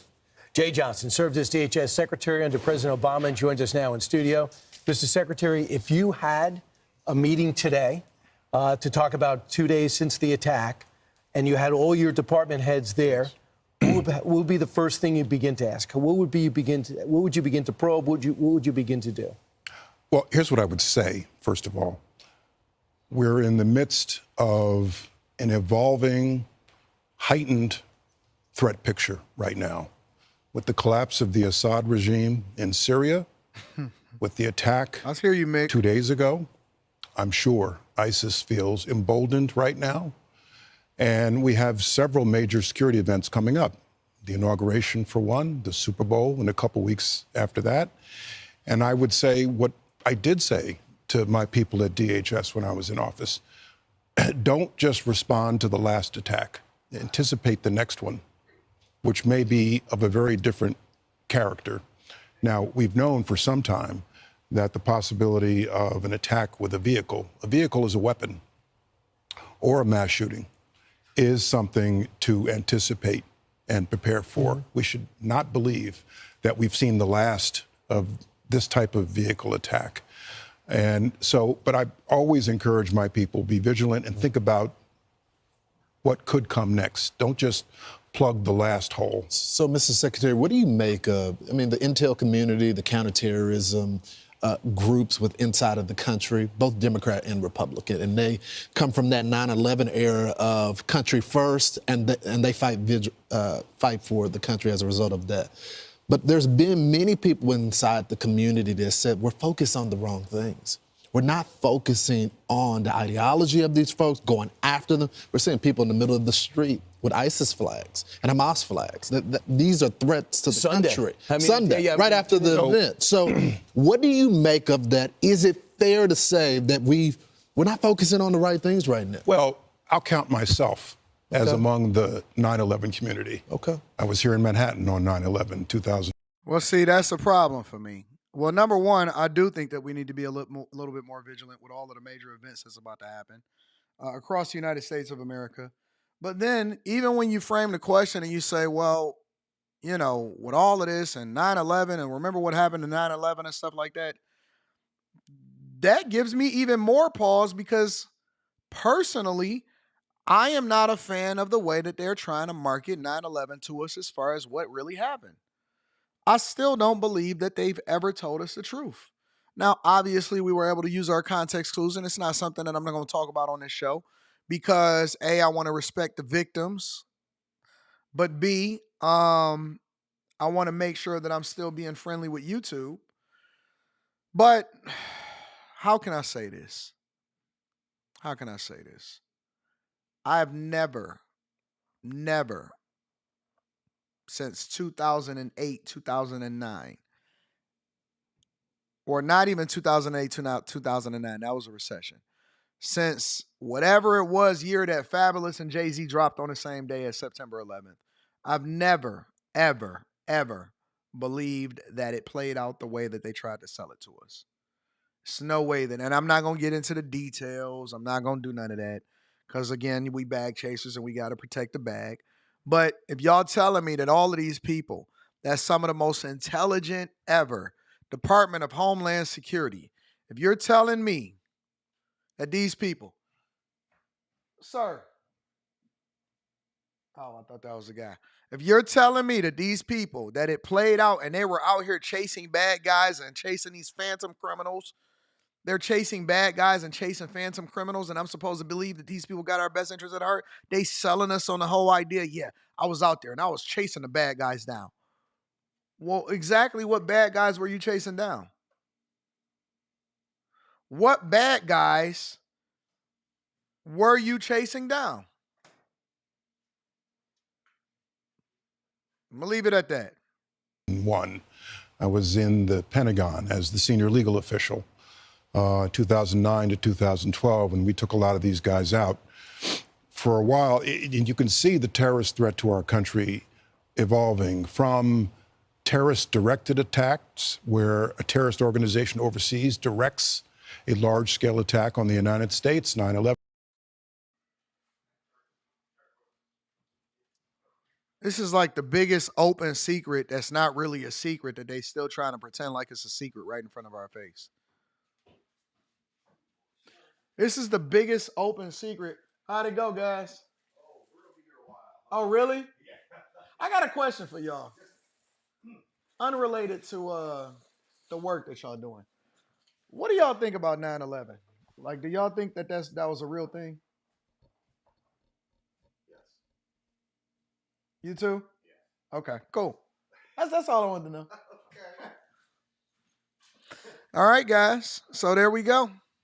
Being the prime example, the attempted underwear bombing, you may recall, the attempted shoe bombing, Richard Reeves, those were terrorist directed attacks.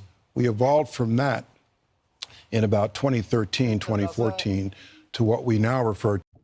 The heating and cooling guys that's over here making sure that certain things is happening and that all of our furnace and everything is up to date because it was missing one thing.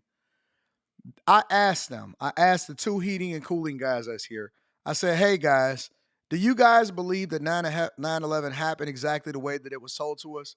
And both of them, older white guys, said yes. They went outside to their truck to go get some other parts. Older white guys said yes. So now I understand, and now I get it. I get it.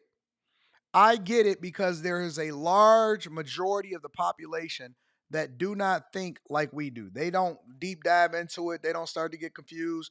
They don't ask questions. Whatever the media tells them is what we rock with. And that's why it's so easy to market to us all of the things that we see happening in society today. Let's just keep it at that. Let's continue to go with what he's saying. To as terrorist-inspired attacks, where a terrorist organization on the internet will attempt to inspire someone who is living in this country to radicalize and take it upon themselves to carry out a terrorist attack. We saw a spate of these in 2014, 2015, 2016, when I was in DHS. And that threat has not gone away. And Somebody said I was there. What are they saying is not true? Nothing. You got it. You got it.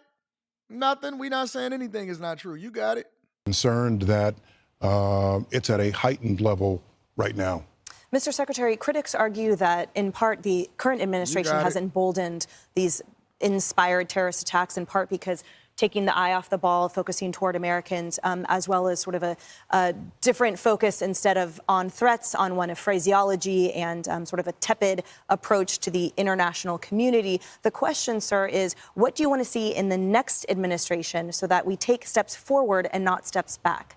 Well, no matter who the president is, no matter whose administration it is, I believe there needs to be an intense focus among counterterrorism officials in multiple agencies right now on this evolving, heightened threat picture that we see right now, no matter who the president is.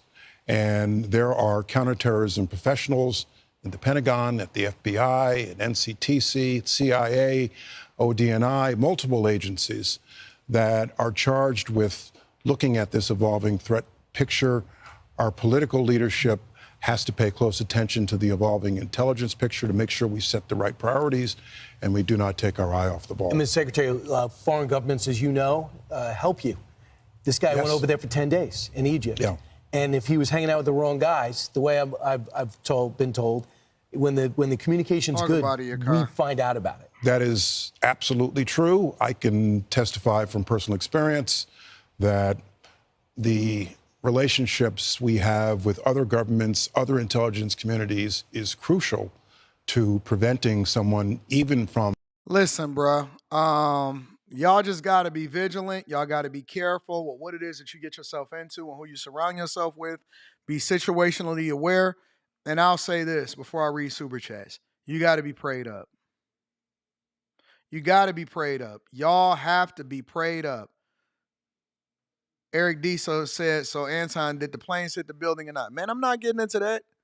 I'm not getting into that. Not on this channel. We love the Millionaire Morning Show. We don't want to be throttled. We don't want to be shadow banned. We don't want none of that. We good. Me and YouTube, we got a good relationship. We good over here. We straight. But what I will say is now is better time than ever to stay prayed up. Now is a better time than ever to stay prayed up. Stay prayed up, gird up, be situationally aware, follow your leading, get saved, sanctified, filled with the Holy Ghost. Make sure you build your relationship with God and stay focused, y'all. That's all I'm going to say. Anyways, let's continue over with the show. I'm going to read a few super chats and then we're going to continue. William Mabel says, I hope someone realizes that no incident sounds like an episode of NCIS New Orleans. Kid Chameleon in the building says, it's not the driver who matters. What matters is the symbolism behind the attack. Trump, Tower, plus Tesla, plus explosion. Think smooth transition. Jay Ben says, he said, Baba deep. I don't even know what that, oh, you talking about the Looney Tunes sound? They forgot to give Biden his Windows update. Cloud, he don't have cloud. It's off. He got to actually get a physical update. Tamarka Santee, shout out to Tamarka Santee. I appreciate you. Double R Quake says, it's starting to seem like the deep state is literally trying to soften the country up to be overthrown by the rest of the world. UN to be exact. Jones FX 426 says, was the paper used for the Cybertruck's driver ID made from the same paper found at a Hydra? I ain't even getting into it. I'm glad Americans are finally waking up to the BS, says Jerry. He was chasing down bad guys on Sesame Street.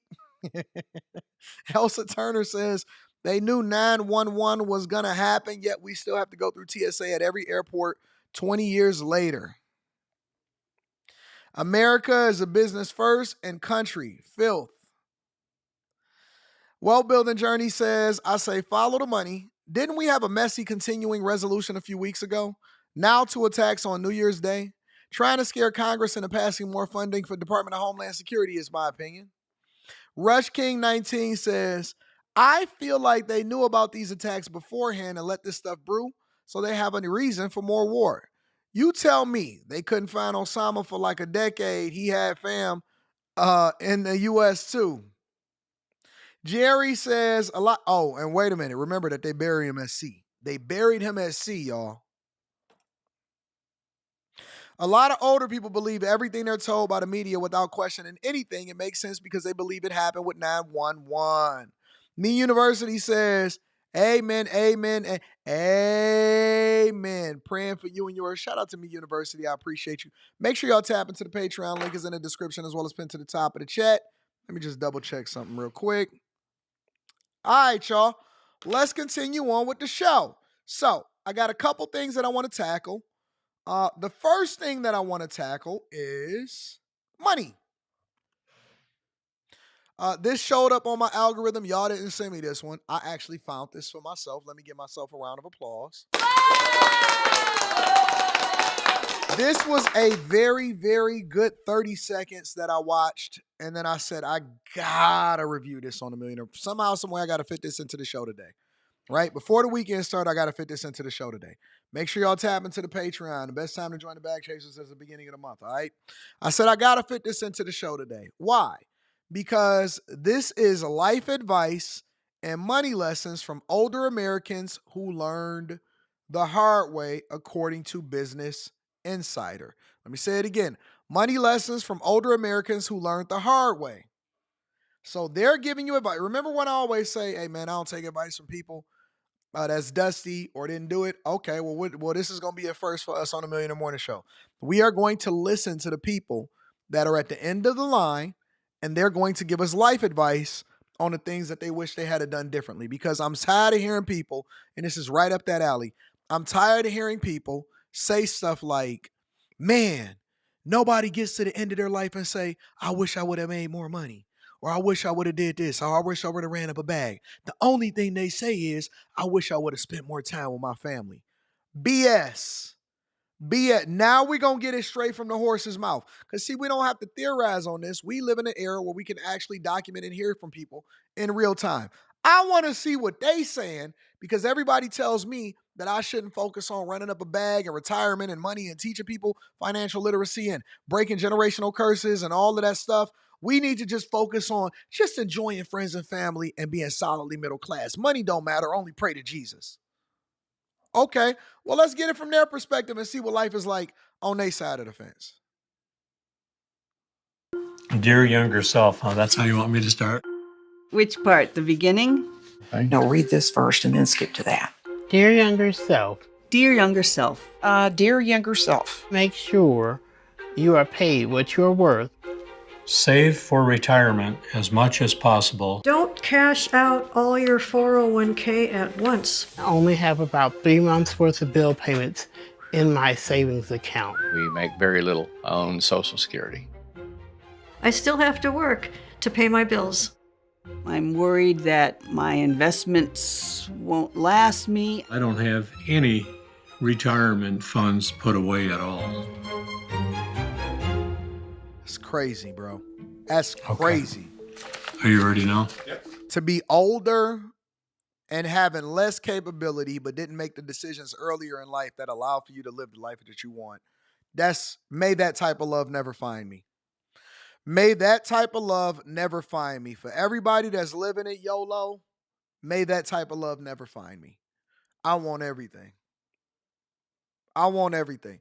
I don't want to be 80. That lady was only 59. We'll get into it. We're going to get there. Dear younger self. Open up a Roth IRA and learn how to invest. Don't pile up debt. I would tell myself to hold on to my investment portfolio. Save more and give less. Your home is one of your... Hey, homegirl said what? Hold on to my investment portfolio. Save more and give less. Oh, Anton, but you're wrong. You keep saying be selfish before you can be selfless because you can't pour out of an empty cup. These people is telling you right out of the horse's mouth. Save more and give less. Save more, make investments in yourself. Join the bag chasers. That's all I hear in this video. Join the bag chasers and make the investment in yourself instead of focusing on what you can do for other people because you got boxolitis. Mm-hmm. Your home is one of your biggest assets. Protect it. After I retire, hold on. Wait. This is why we gonna get to the video, but this is why I don't eat y'all food. This is why I don't eat y'all food. You see the critter? You see the critter that's on the counter? Y'all think that's so cute. Oh no, this my baby. Then you want to come. That's why I don't do potlucks. Honest to God. I stopped doing potlucks a long time ago. The only food that I eat at the potluck is the people that get their stuff catered or they go pick it up directly from the restaurant. Oh, what'd you bring? Oh, I went to Applebee's and ordered this. Okay, I'm going to have some of your stuff. I'm going to have some. What'd you bring? I went and got some sesame jack chicken strips from PF. Okay, well, we going to rock out with you for Fridays or whatever. I don't eat people's potluck. I'm not interested because y'all like to have the pets on the counter. They lick y'all food. They got cat hair inside of y'all potato salad. Nope. Never gonna let nobody bully me. That's why I stopped going to company parties. You're not gonna bully me into eating your cat potato. Nope. I'm not doing no more potlucks. I'm done. We doing catering services only. No combined services, only catered.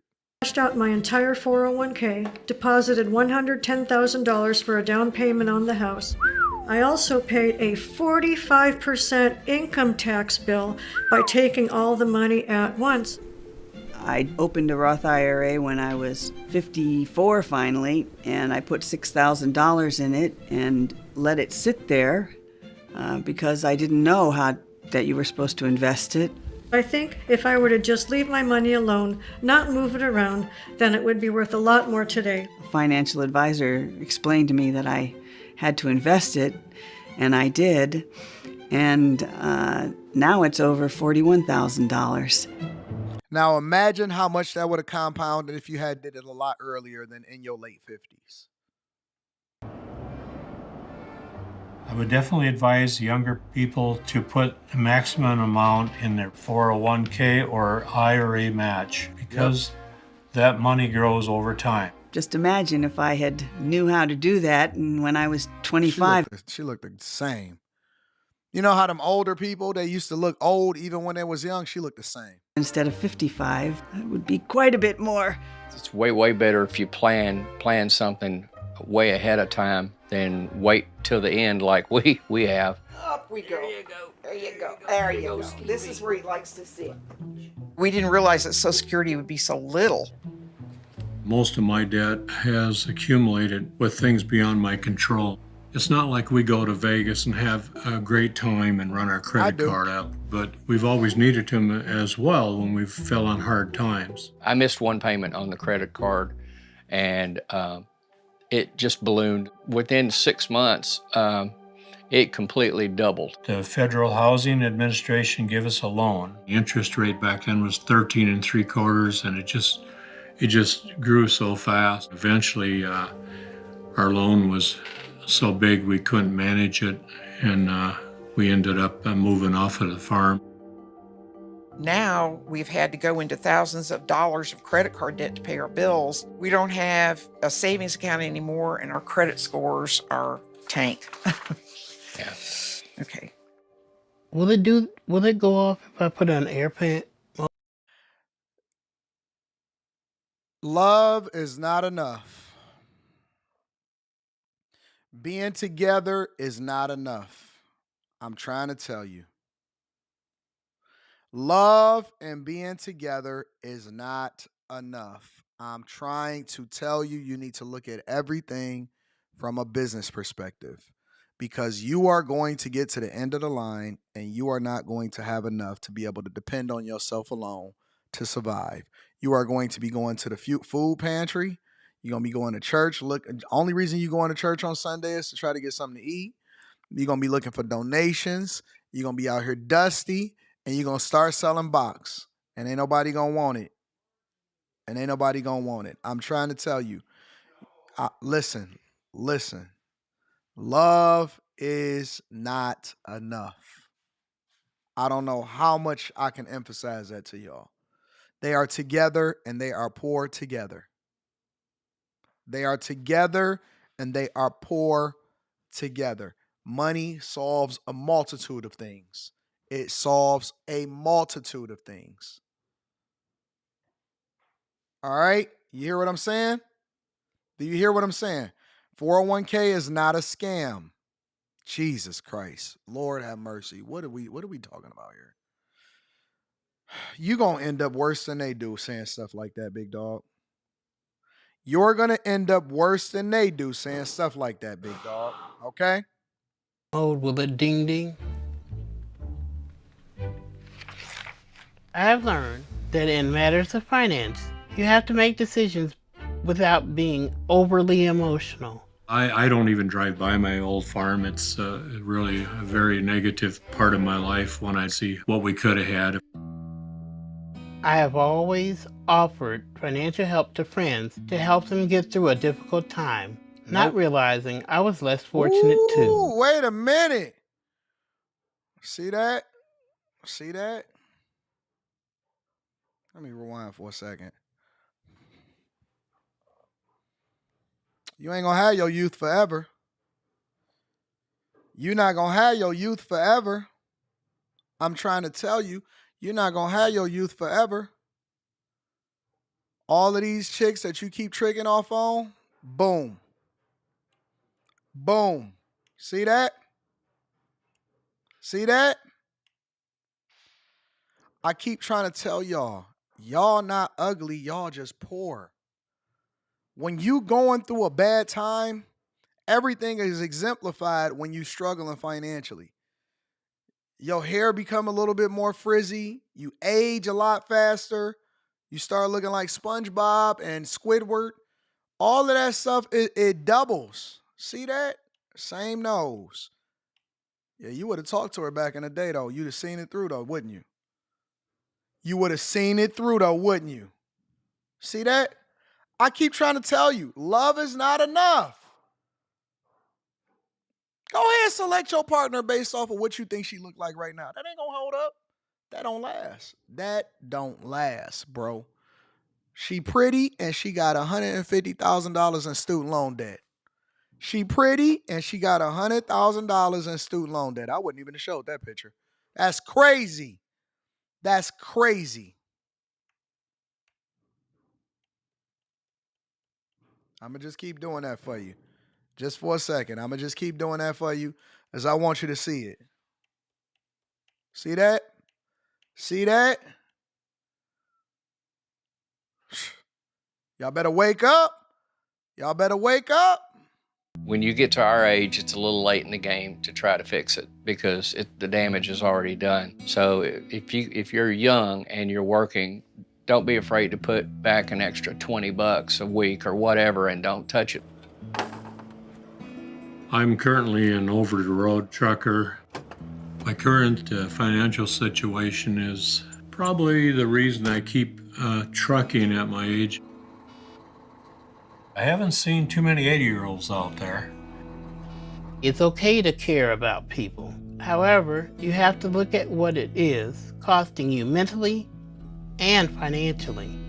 You only have so many years to prepare for retirement. Had that good job. No money in savings and checkings now. Dear younger self, prioritize your health to avoid financial and physical hardships. Be prepared for unexpected expenses. Things change, circumstances change. I didn't plan on pancreatic cancer at the age of 62. But even with good insurance, chemo, surgery, radiation, and a second round of treatment when the cancer came back caused me to meet my annual $2,500 out-of-pocket maximum for the past 3 years. My wife had her heart issue. Her income changed immediately. My jobs were physically taxing, and I feel that contributed to some of the medical conditions. On a scale of 1 to 10, my health is probably a 6. She was making over $50,000 a year plus benefits, and suddenly she couldn't work. My savings have been spent on medical bills. I only have enough left to cover my bills for a few months. I can no longer work, so I survive on disability benefits. I can't afford any financial missteps. I don't know if I can retire anytime soon. It depends on if my health holds up. Dear younger self, don't retire early. Continue working as long as you can. Oh, wait a minute. So you got all of these people on here that's saying out of the horse's mouth, do not. So everything that I've been saying, every single word that has come out of my mouth is right. But you're going to wait until it's too late to find out. And then you're going to recall these Millionaire Morning shows and be like, you know what? I should have listened to Anton. Do not retire early. Get as many bags as you can for as long as you can, and make sure you are absolutely, positively dedicating and investing and making sure that you're buying assets instead of tricking off on these chicks. That's my translation of it. I've been telling you that for the longest, and everybody keep telling me I'm off, but I absolutely, positively am right. I know I'm right, and some stuff you just got to stand on. No matter how many Dusties start to act out and be bothered as a result of it. I just wish I could have worked longer. It really would have helped us. I lost my job. I was sort of forced into retirement. When I was 58, I had more than $500,000 saved for retirement. I turned in my retirement paperwork. What a mistake that was. You sit around and get... And she had $500,000 stacked. She said at 58, that's what, 16 years from where I'm at now? She had over $500,000. A lot of people ain't even got $1,000 if an emergency hit right now. At 58, she had over $500,000. And she turned her in her retirement papers thinking that was going to last her for the next 30 years. Wrong. Bored and retirement's boring. It really is. I have no desire Retirement is what? I learned that at 37 years old. Retirement's boring. I just want to sit back and relax. It get old. It get old so fast. I was like, you know what? This is for the birds. This is for the birds. I retired at 37 years old the first time. And I was like, After 6 months, I said, I'm going to grind for the rest of my life. That is my purpose, and I love it. I got a new lease on life. I renewed my love. For the grind.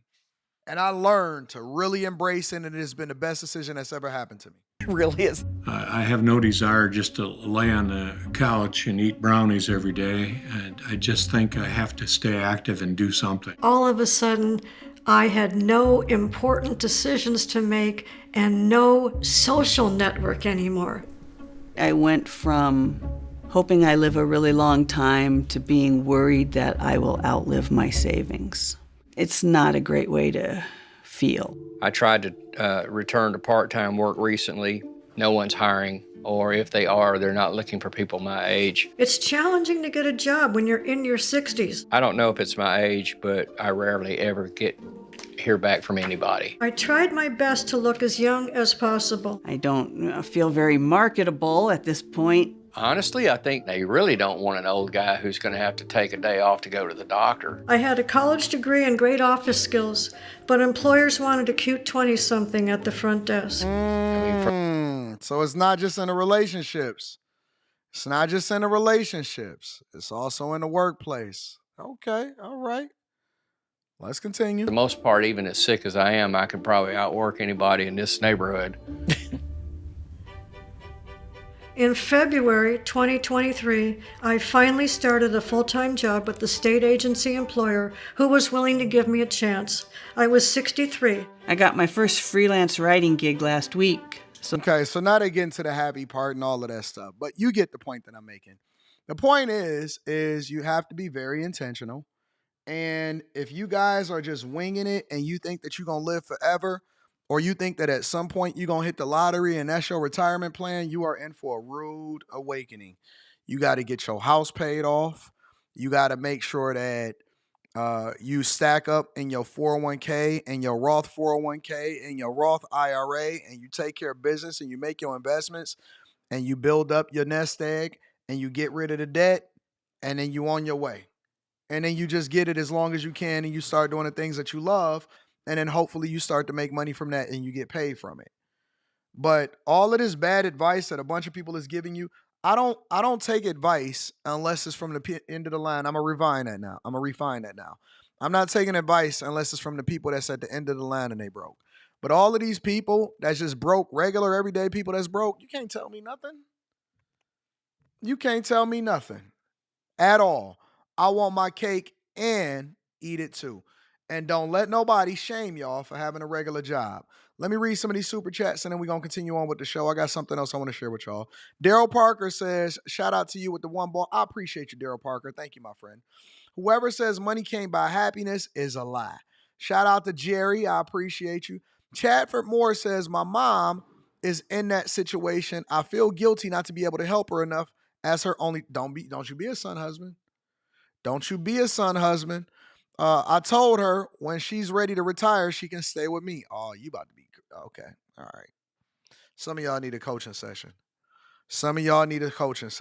Fam, you just opened yourself for a can of whoop ass. You just opened yourself up to a can of whoop ass. But go ahead. Keep on making these emotional decisions. You messing up. Join the Bag Chasers. I'm just saying, make sure y'all tap into the Patreon. Me University says, Parable of the Talents is all business. Facts. Ernestine, is that you? Chip Burner says, you never know when a car bomb is... Jesus Christ. I'm not going to read the rest of that. Wealth Building Journey says, ye shall runneth the bag up, the book of Tom 4:13. Talk about it. Me University says, great style and fashion is over with when you broke. Y'all said y'all ain't going to a fashion show in Paris. Tried to send a link of Grant Cardone on the Adam Carolla show. He talks about thought of running for governor. It's a 40-minute video. Okay, I'll have to look it up. Shout out to y'all. Make sure y'all tap into the Patreon. Link is in the description. Also, Tiege Hanley. 40% off your first order plus 20% off for life. Come on, Anton. That's my man's mom. What does that mean? What does that mean? All right, cool. Go ahead and do it. Go ahead and do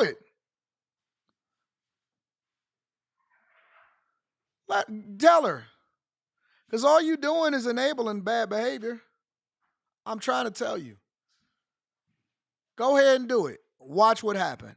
I done coached plenty of folk. I done coached plenty of folk that has made that decision and has lived to regret it. But that's his mom. She can't leave her in the cold. What you mean? What she been doing all of this time? That job is keeping her active. That job is keeping her alive. That job is giving her a sense of purpose. Listen. Let her work. Let her work. She is fine. She will be fine. You only get one mom. Okay, well then let one come live with you. Let one come live with you.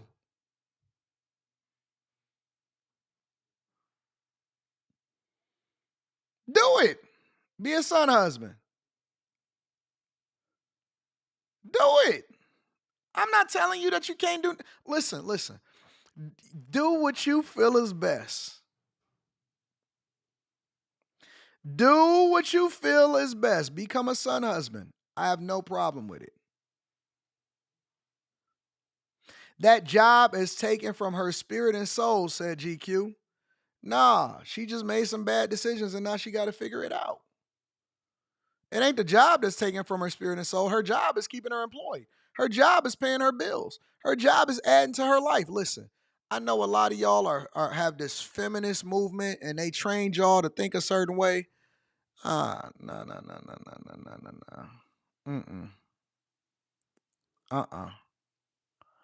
Your mama be playing y'all. Y'all mom is playing y'all. You a son husband. Y'all live together. Listen, when your mom come live with you, you know what's going to happen? You know what's going to happen? That's your wife. You just don't get no box. That's your wife. You just don't get no box.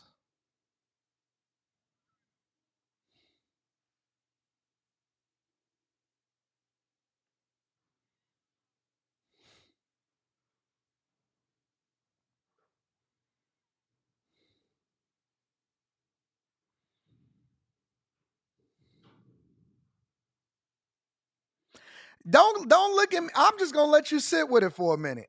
That's your wife.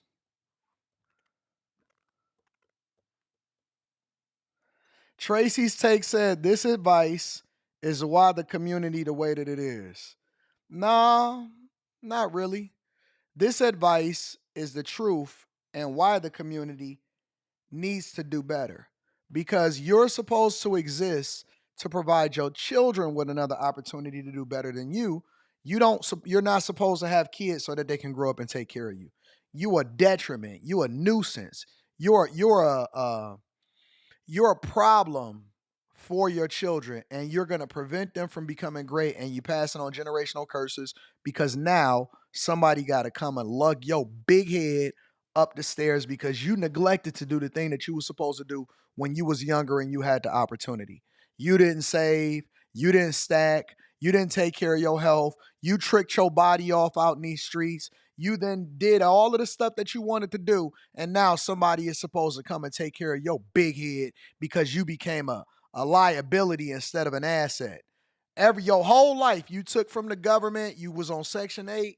You took from the taxpayers, and now somebody got to live the rest of their life because you're gonna live another 30 years and taking care of your big head because in other cultures they exist to make sure that their kids is taken care of, not the other way around.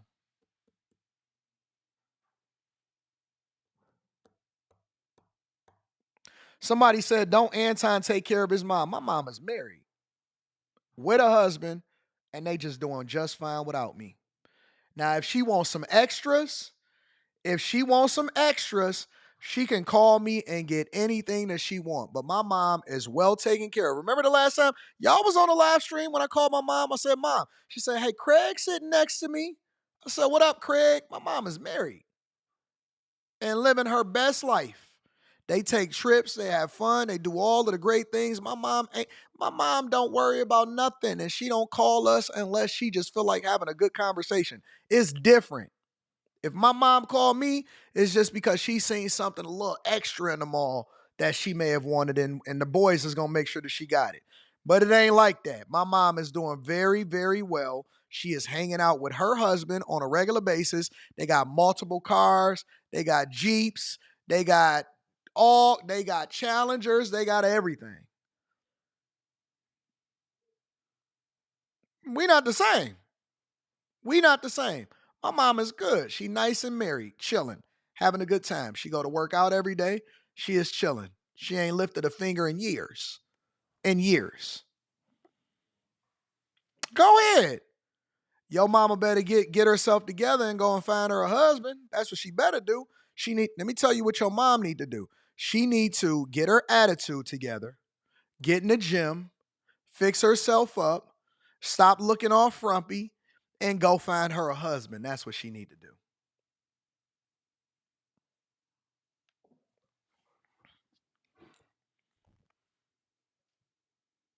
Oh, Anton is too hard on us. Anton is too hard on us.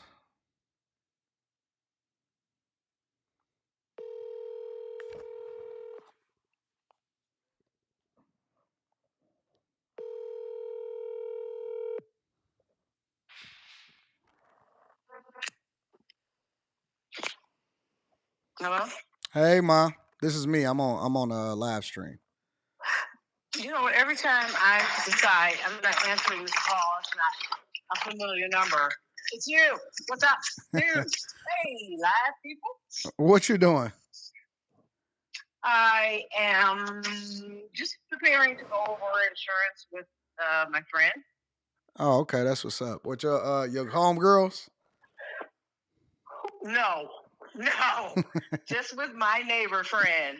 She's a licensed insurance agent, so she's gonna go over our policies with us. Why? With who? Who? You with you with who? You and Craig? Yeah.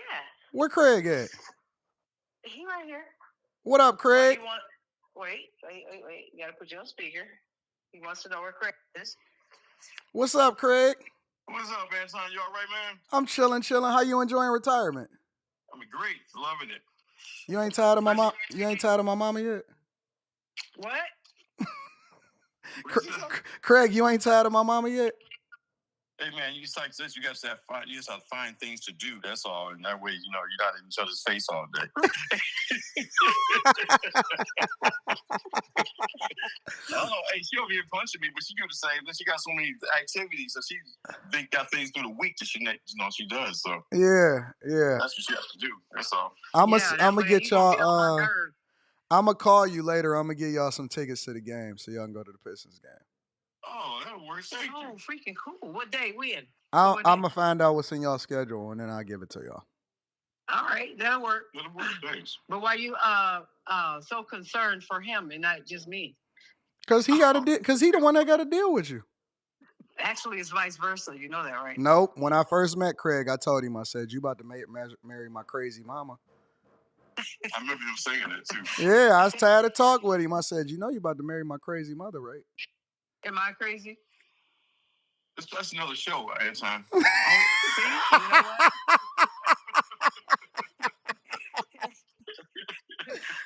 All right, I'm gonna talk to y'all in a minute. I gotta finish my show. Bye. All right, bye.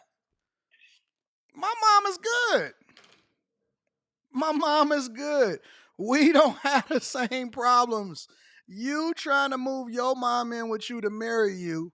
My mom is good. She married. She chilling. She over there figuring out what the next insurance play is going to be. They retired. I make sure that they have everything that they want to do as far as extracurricular activities. They good. I'm telling you, that's the blueprint. That is the blueprint. You got to move a little bit differently. Y'all keep enabling bad behaviors from y'all parents and y'all mamas. Telling you, you better wake up. Anyways, I'm going to continue to read super chats shortly, but I want to get over to this Ice-T situation, all right? So Ice-T recently went viral with body cam footage that was released of him interacting with the police. Ladies and gentlemen, let me warn you, this is not what you're supposed to do around police, all right? Sir. Make sure that y'all tap into the Patreon. Link is in the description as well as pinned to the top of the chat.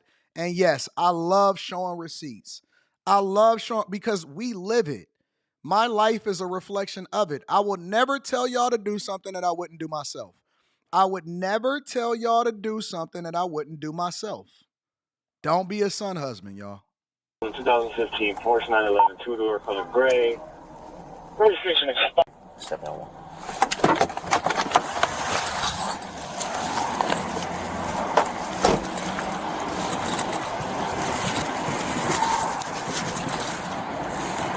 How's it going, sir? What's up, officer? Officer Silla, Hudson County Sheriff's Office. Let you know you're being recorded, okay? I'm headed to the DMV. This is where I'm going to get all my registration and everything straight on this car. At first, everything appeared to be normal as a simple traffic stop, but things would soon escalate between the actor and the officer.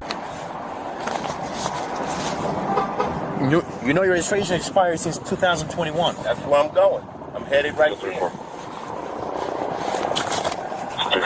When did you decide to go and change? Yesterday. I went yesterday, but they... Yeah, but what I'm saying is your registration been expired since 2021. The car's been parked. Are you sure? Yeah, of course I'm sure. That's why I'm trying to get this car set up to roll. Yesterday I went to the DMV and they said that their system was down, so that's where I'm headed. I got 7 cars. I'm trying to get them all straight.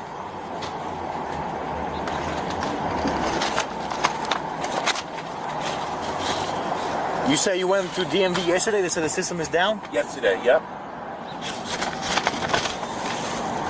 What time was your appointment yesterday? I didn't have an appointment. They just take me.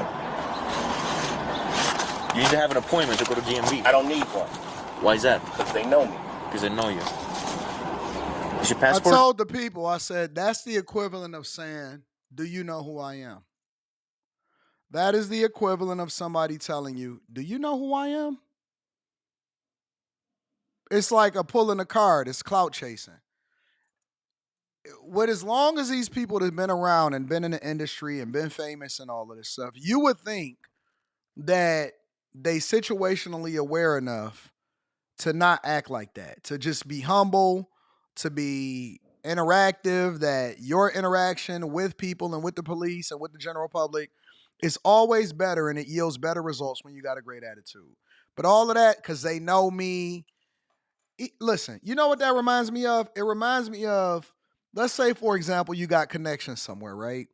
And you can get the play, and then you talking to somebody, and they say, yeah, man, we can do this, we can do that. And you say, yeah, I can get in there. And they say, yeah, why? Because I'm known in there.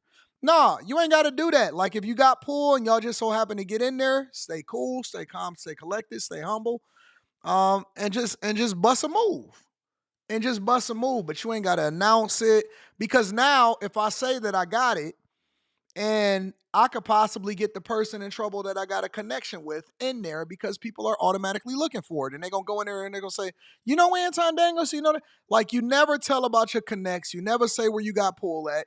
You just do what you do when you do it. And Ice-T is what, in his 60s? And he's still acting like a little child? Come on, man. You have a driver's license with you? Yep. Just stay chill, bro, in real life. I'm getting that. That has...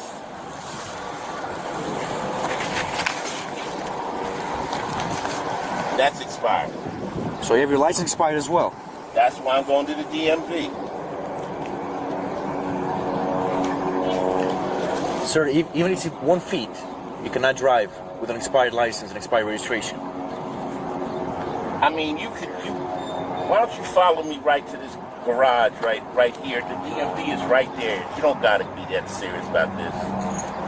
I mean, you can, but you don't have to. Well, is it serious? So, give me 1 second. That's a beautiful car, by the way. And secondly, who said that I got the time? I'm out here patrolling the community. I'm out here making sure that people are safe. I got a job to do, but I'm supposed to follow you to make sure that you taken care of, and you out here riding on an expired license, no insurance, and no registration, and your junk has been expired for years.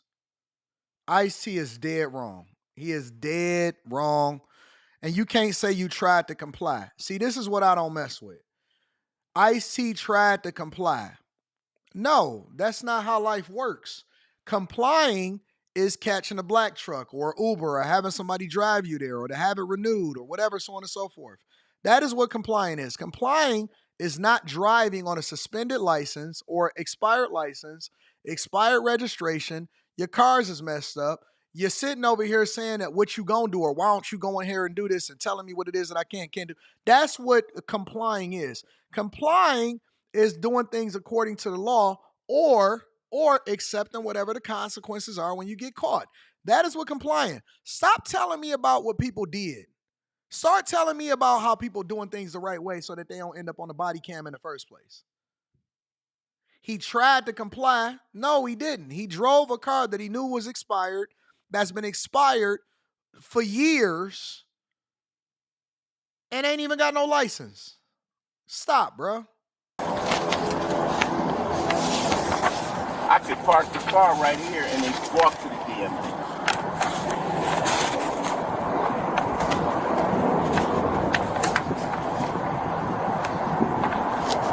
That's 566.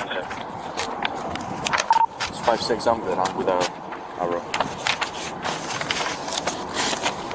Those are all the things. You said you have other vehicles registered? I have 7 vehicles. Okay. Receipt. Do you want me to start the hood? It's 56. It's the standby. You could have drive the other vehicle who was registered and get this one registered. Can I handle this? You gonna take me to jail? I'm not gonna take you to jail. Okay, can I park the car here and walk to the DMV? I'm gonna tow your vehicle. It's no, you're not. You're not finna tow my vehicle. Let me park my car right here. You're not gonna. He told him what he not gonna do. I'm sorry? I'm sorry? Move your car, sir. You give me your keys right now, and I'm gonna tow your vehicle. You try to be more respectful with me, I'm gonna respect you the same way. Well, then let me. You see, I'm going to. No, you're not gonna tell me what to do. I'm gonna tell you what to do. So give me your keys right now. If you're gonna go that route. I asked you, can I park my car? I said not. Give me your keys, sir.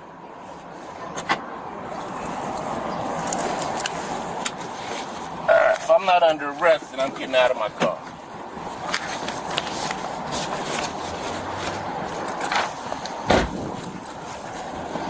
Somebody said towing is crazy. No, that's what happens when you drive a car with no license and no registration and no insurance. Usually, why? Because I've had my car towed before back when I was much younger. What happens to normal everyday folk is that when you do stuff that you're not supposed to do, usually you get your car towed as a result of it and you got to go and pull it out of a lot. This is what's wrong with the culture and the community is that y'all do stuff wrong because there's no consequences. You can't do what you want to do when you want to do it. It is a reason why laws are in place. It's because you never follow them. You can't do what you want to do when you want to do. Man, towing my car is crazy. No, driving your car when you didn't have to and getting your paperwork together is crazy. What's wrong with y'all? And then y'all say somebody was picking on you. No, you made my life difficult by forcing me to have to pull you over knowing that you ain't have your paperwork that you was supposed to do. Work your fucking. No, don't touch me. Don't give me like that. Give me my paperwork. Get this on camera. This motherfucker. I'm a foot away from DMV. Keep your distance. You are a fucking asshole. I'm not an asshole. So now you calling me an MFer and you calling me an a-hole and you running up on me and see what I'm saying? You see y'all entitlement. The entitlement is crazy to me. Asshole to me. I'm an asshole. I'm trying to get to the DMV. I showed you all the paperwork. Let me start recording your dumb ass. And I'm a dumb ass. And start me out the unit. Alright, 456. You're in the parking lot for Dunkin' Donuts, right? It's 560. Irish communications to S5.E3. The actor began recording as the officer called for backup. Ice-T appeared visibly angry, frustrated that the officer didn't give him another option to register his vehicle. Actually, the S5.E3, he's going to be... He walking around the car. See him?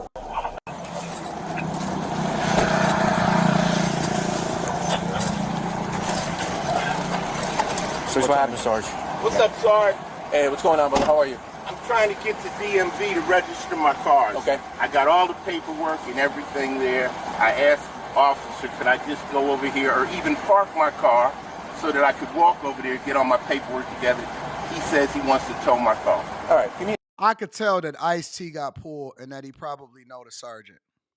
You could tell immediately he said, "What up, Sarge?" So either he's pulling from his police training on Law and Order SVU, and he just knows what a Sarge look like or whatever, but he's just too friendly with that sergeant, bro. He's too friendly with the cop.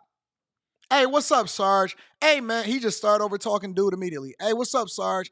Hey, man, listen, this is what we was doing. This is how I was playing out. He giving me problems, bro. You could tell that he got some pull wherever it is that he's at. Give me a second. Let me find out what's going on here, and then we'll figure something out. Okay? Okay. Right. You're doing a little too much, Sarge. Okay. So what I was gonna do is just issue him a ticket, let him park here. Okay. He jumped out of the vehicle. He didn't even ask me. He came so close to me, and he said he called me an asshole. He called me an asshole, and he said, "Give me all your paperwork right now." All right. And everything's been recorded, and your vehicle's been towed, and you're receiving tickets.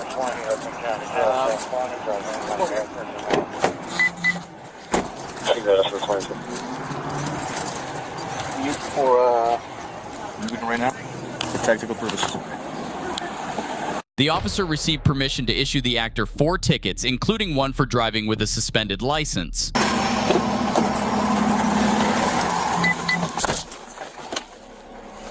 I ain't hating that he got pulled. I think it's cool that he got pulled. It's always good to have pulled. First of all, when you type why you hating, don't type, I told y'all, I don't do abbreviations. I don't do emojis. I don't do any of that. Y is W, capital W, H-Y. U is not you, is Y-O-U. And first of all, is why are you hating with the I-N-G at the end of it. Question mark. Bebop. Bebop. Don't do that. Don't do that. There's nothing wrong with having pull. It's also nothing wrong with typing correctly and typing your words out so that you don't read like you spell. But on top of that, it doesn't make him right. It does not make him right. When you have power, when you have visibility, and especially now that we got body cams, you have to be better than what regular other people are doing so that you can set an example of how you're supposed to move. Or you could just become older and more set in your ways. But it's not always going to bode well for you, especially if everybody else is following you.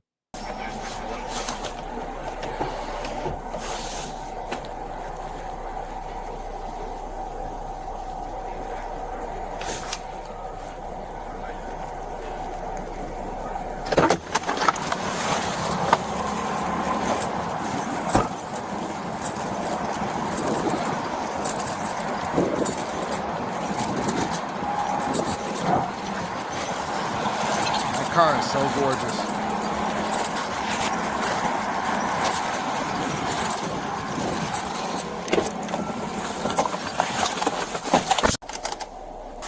I forgot to, all right, you can issue him a ticket, and that's going to be it, right? He's going to leave the car here? Up to you, whatever you want to do. Yeah, we'll go with that, okay? You're going to leave the car here? Okay. Yeah, he's going to park the car here.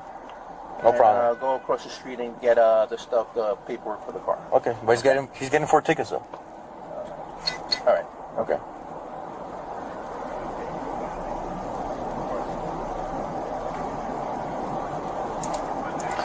Driving a registered motor vehicle, driving with an expired license. Okay. Improper display, he got no front plates and no inspection sticker. Okay.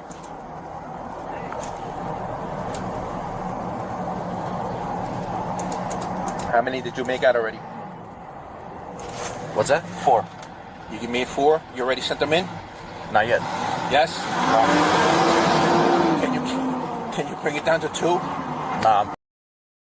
He know the Sarge all day long.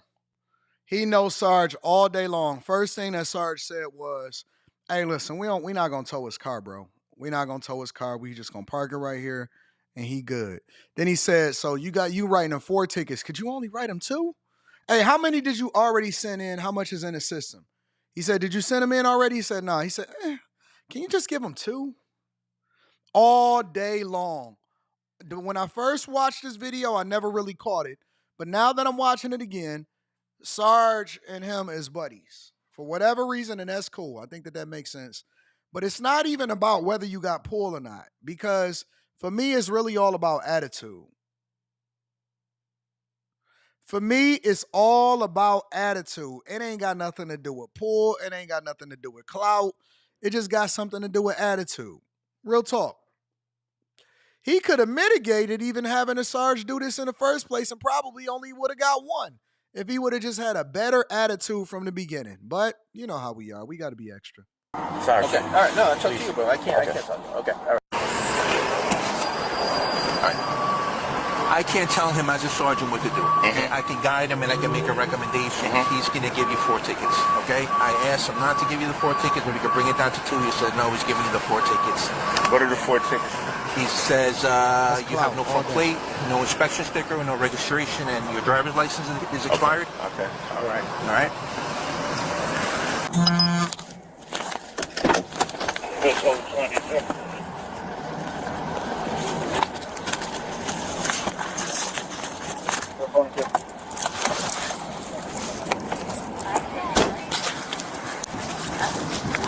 Shout out to Berlinda. I'm going to read that super chat shortly. I did, yeah. I did. Okay. All right. So I know he's going to come with me, or? Yeah. Okay. So they know that that you're not going to get the tow and that you're going to... Yeah, I'm a little right now. Okay. At some point, again, I'm sorry, I don't know if he told you, but everything's being recorded on these body cameras, so... Okay. So, as for my sergeant, we're not going to tow your vehicle, but you're receiving summonses. These are keys. Is your paperwork, driver's license, everything you gave me? You're receiving a ticket for no front plates?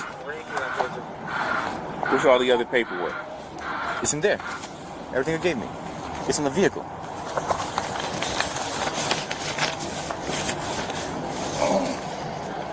You have no inspection, driving expired registration, and driving with expired license.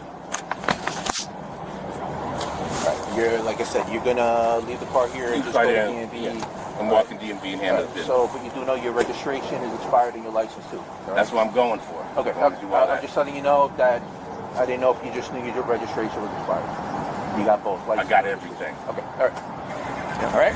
All right, no, I'm good. All right, you told Just him the way he shooted me, I was gonna park the vehicle, no tickets issued, but just next time show some respect. That's all I gotta say. I don't have to. All right, let's okay, I don't have either. And he told him, he said, listen, I was just going to let you park your vehicle and do this and do that. He said, next time, just show some respect. He said, I ain't got to.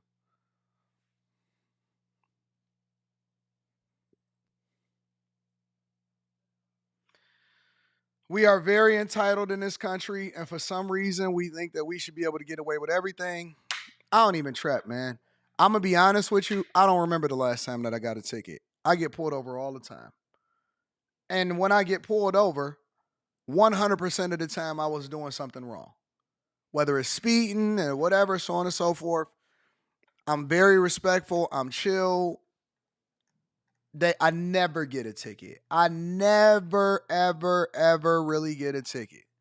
I get pulled over all the time. I could probably count on, I think I got 2 tickets over the last few years, and those was even thrown out. And a lot of it is just because I got a different type of attitude. I don't be giving no problems. I'll pull up off the freeway so it's not no danger to them. I turn my lights on.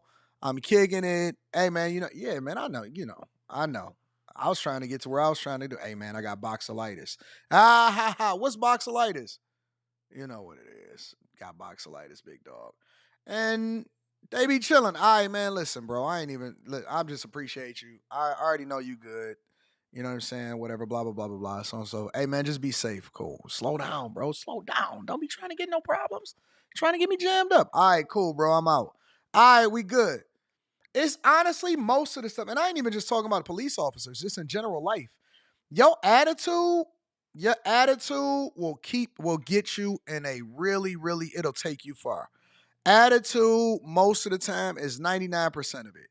It's the difference between going to jail, getting a ticket, and just keeping on your way.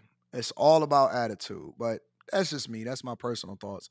Let me read these super chats, and then I'm going to get y'all up out of here. Make sure y'all hit a like for the algorithm before y'all leave, too. And tap into the Patreon. If you've been here more than once, then make sure you subscribe to the channel and turn on your notifications. Doug Dub says, congrats on your second retirement. What made you focus on UX UI as a software engineer? I don't know. I just love it. I thought that it was way more upside. I wanted to control, and I wanted to be the in between and the go between on a director level between those that were the decision makers, such as the product owners and the project managers and the developers. So I just thought that it was dope. It was a great avenue. It was one of the best decisions that I've ever made. UX UI is absolutely awesome. Chase Barnes says, 80 question, why do you think people think that retirement is going to be sweet? It's not. It's so overrated. So overrated because people are lazy and they don't want to do their jobs no more. Chadford Moore says, I should have expounded. She'll be staying in one of my units. Oh, okay. Well, then that's a little bit different. DJ Academic's mom's lives with him. Good for him. But he ain't got no chick either. And he got the type of money to afford certain things and afford certain stuff. Regular everyday people, it's gonna be a problem. Let's hope the son is not getting the box. Probably happens more than it should. Y'all think the people that be buzzing down their mothers? I ain't never heard of that one before. I was told to do better than my parents' pop said. Me University says, help your kid get to heaven. You going ahead? What? What? I don't know what that means. Happy Girl says, agree with you, AD. The money I gave my son should have put in an interest-bearing account. Shout out to the Happy Girl. Rio says, how can I get a coaching call? I'm not available for coaching right now. I'm still trying to make sure that I get everything set up with my studio and stuff. Tech Coach Ralph says, so he has to drive the unregistered Porsche 911 car since 2021 to get it registered at the DMV. This is ghetto. Get low, Tech Coach Ralph. Tylon says, Anton is speaking pure facts. He is a fax machine regarding the mom situation. I got to get it. Janice says Ice-T was channeling his inner. Oh my God. Me University says Ice-T just got his street cred renewed. Hashtag defiance. You don't need street cred when you're 60. You still need street cred when you're 60. I'll never be intimidated by a man with a lisp. Ross B says, from experience, some people get nice when a supervisor shows up because they think that it'll automatically get them their way. I just don't want no problems. I'll take whatever my consequences are. Thank the Lord for a CAC card. Never leave home without it. If you know, you know. I don't even know what that is. I'm sorry. Green Monster says, I would have called in a tow truck right after that last exchange. Make sure y'all hit a like for the algorithm, subscribe to the channel, turn on your notifications. We got the first week of 2000, or the first 3 shows of 2025 in the books. Also want to give an acknowledgement to Berlinda. Shout out to Berlinda, says for emotional, financial, and spiritual advice. I got you, Berlinda. I got you, B. What up, B? All right, y'all. Listen, I love y'all. I appreciate y'all. After hours tonight. We running it up and we taking care of business. I'ma holler at y'all later. Peace. Stay focused, y'all. Don't get in no trouble.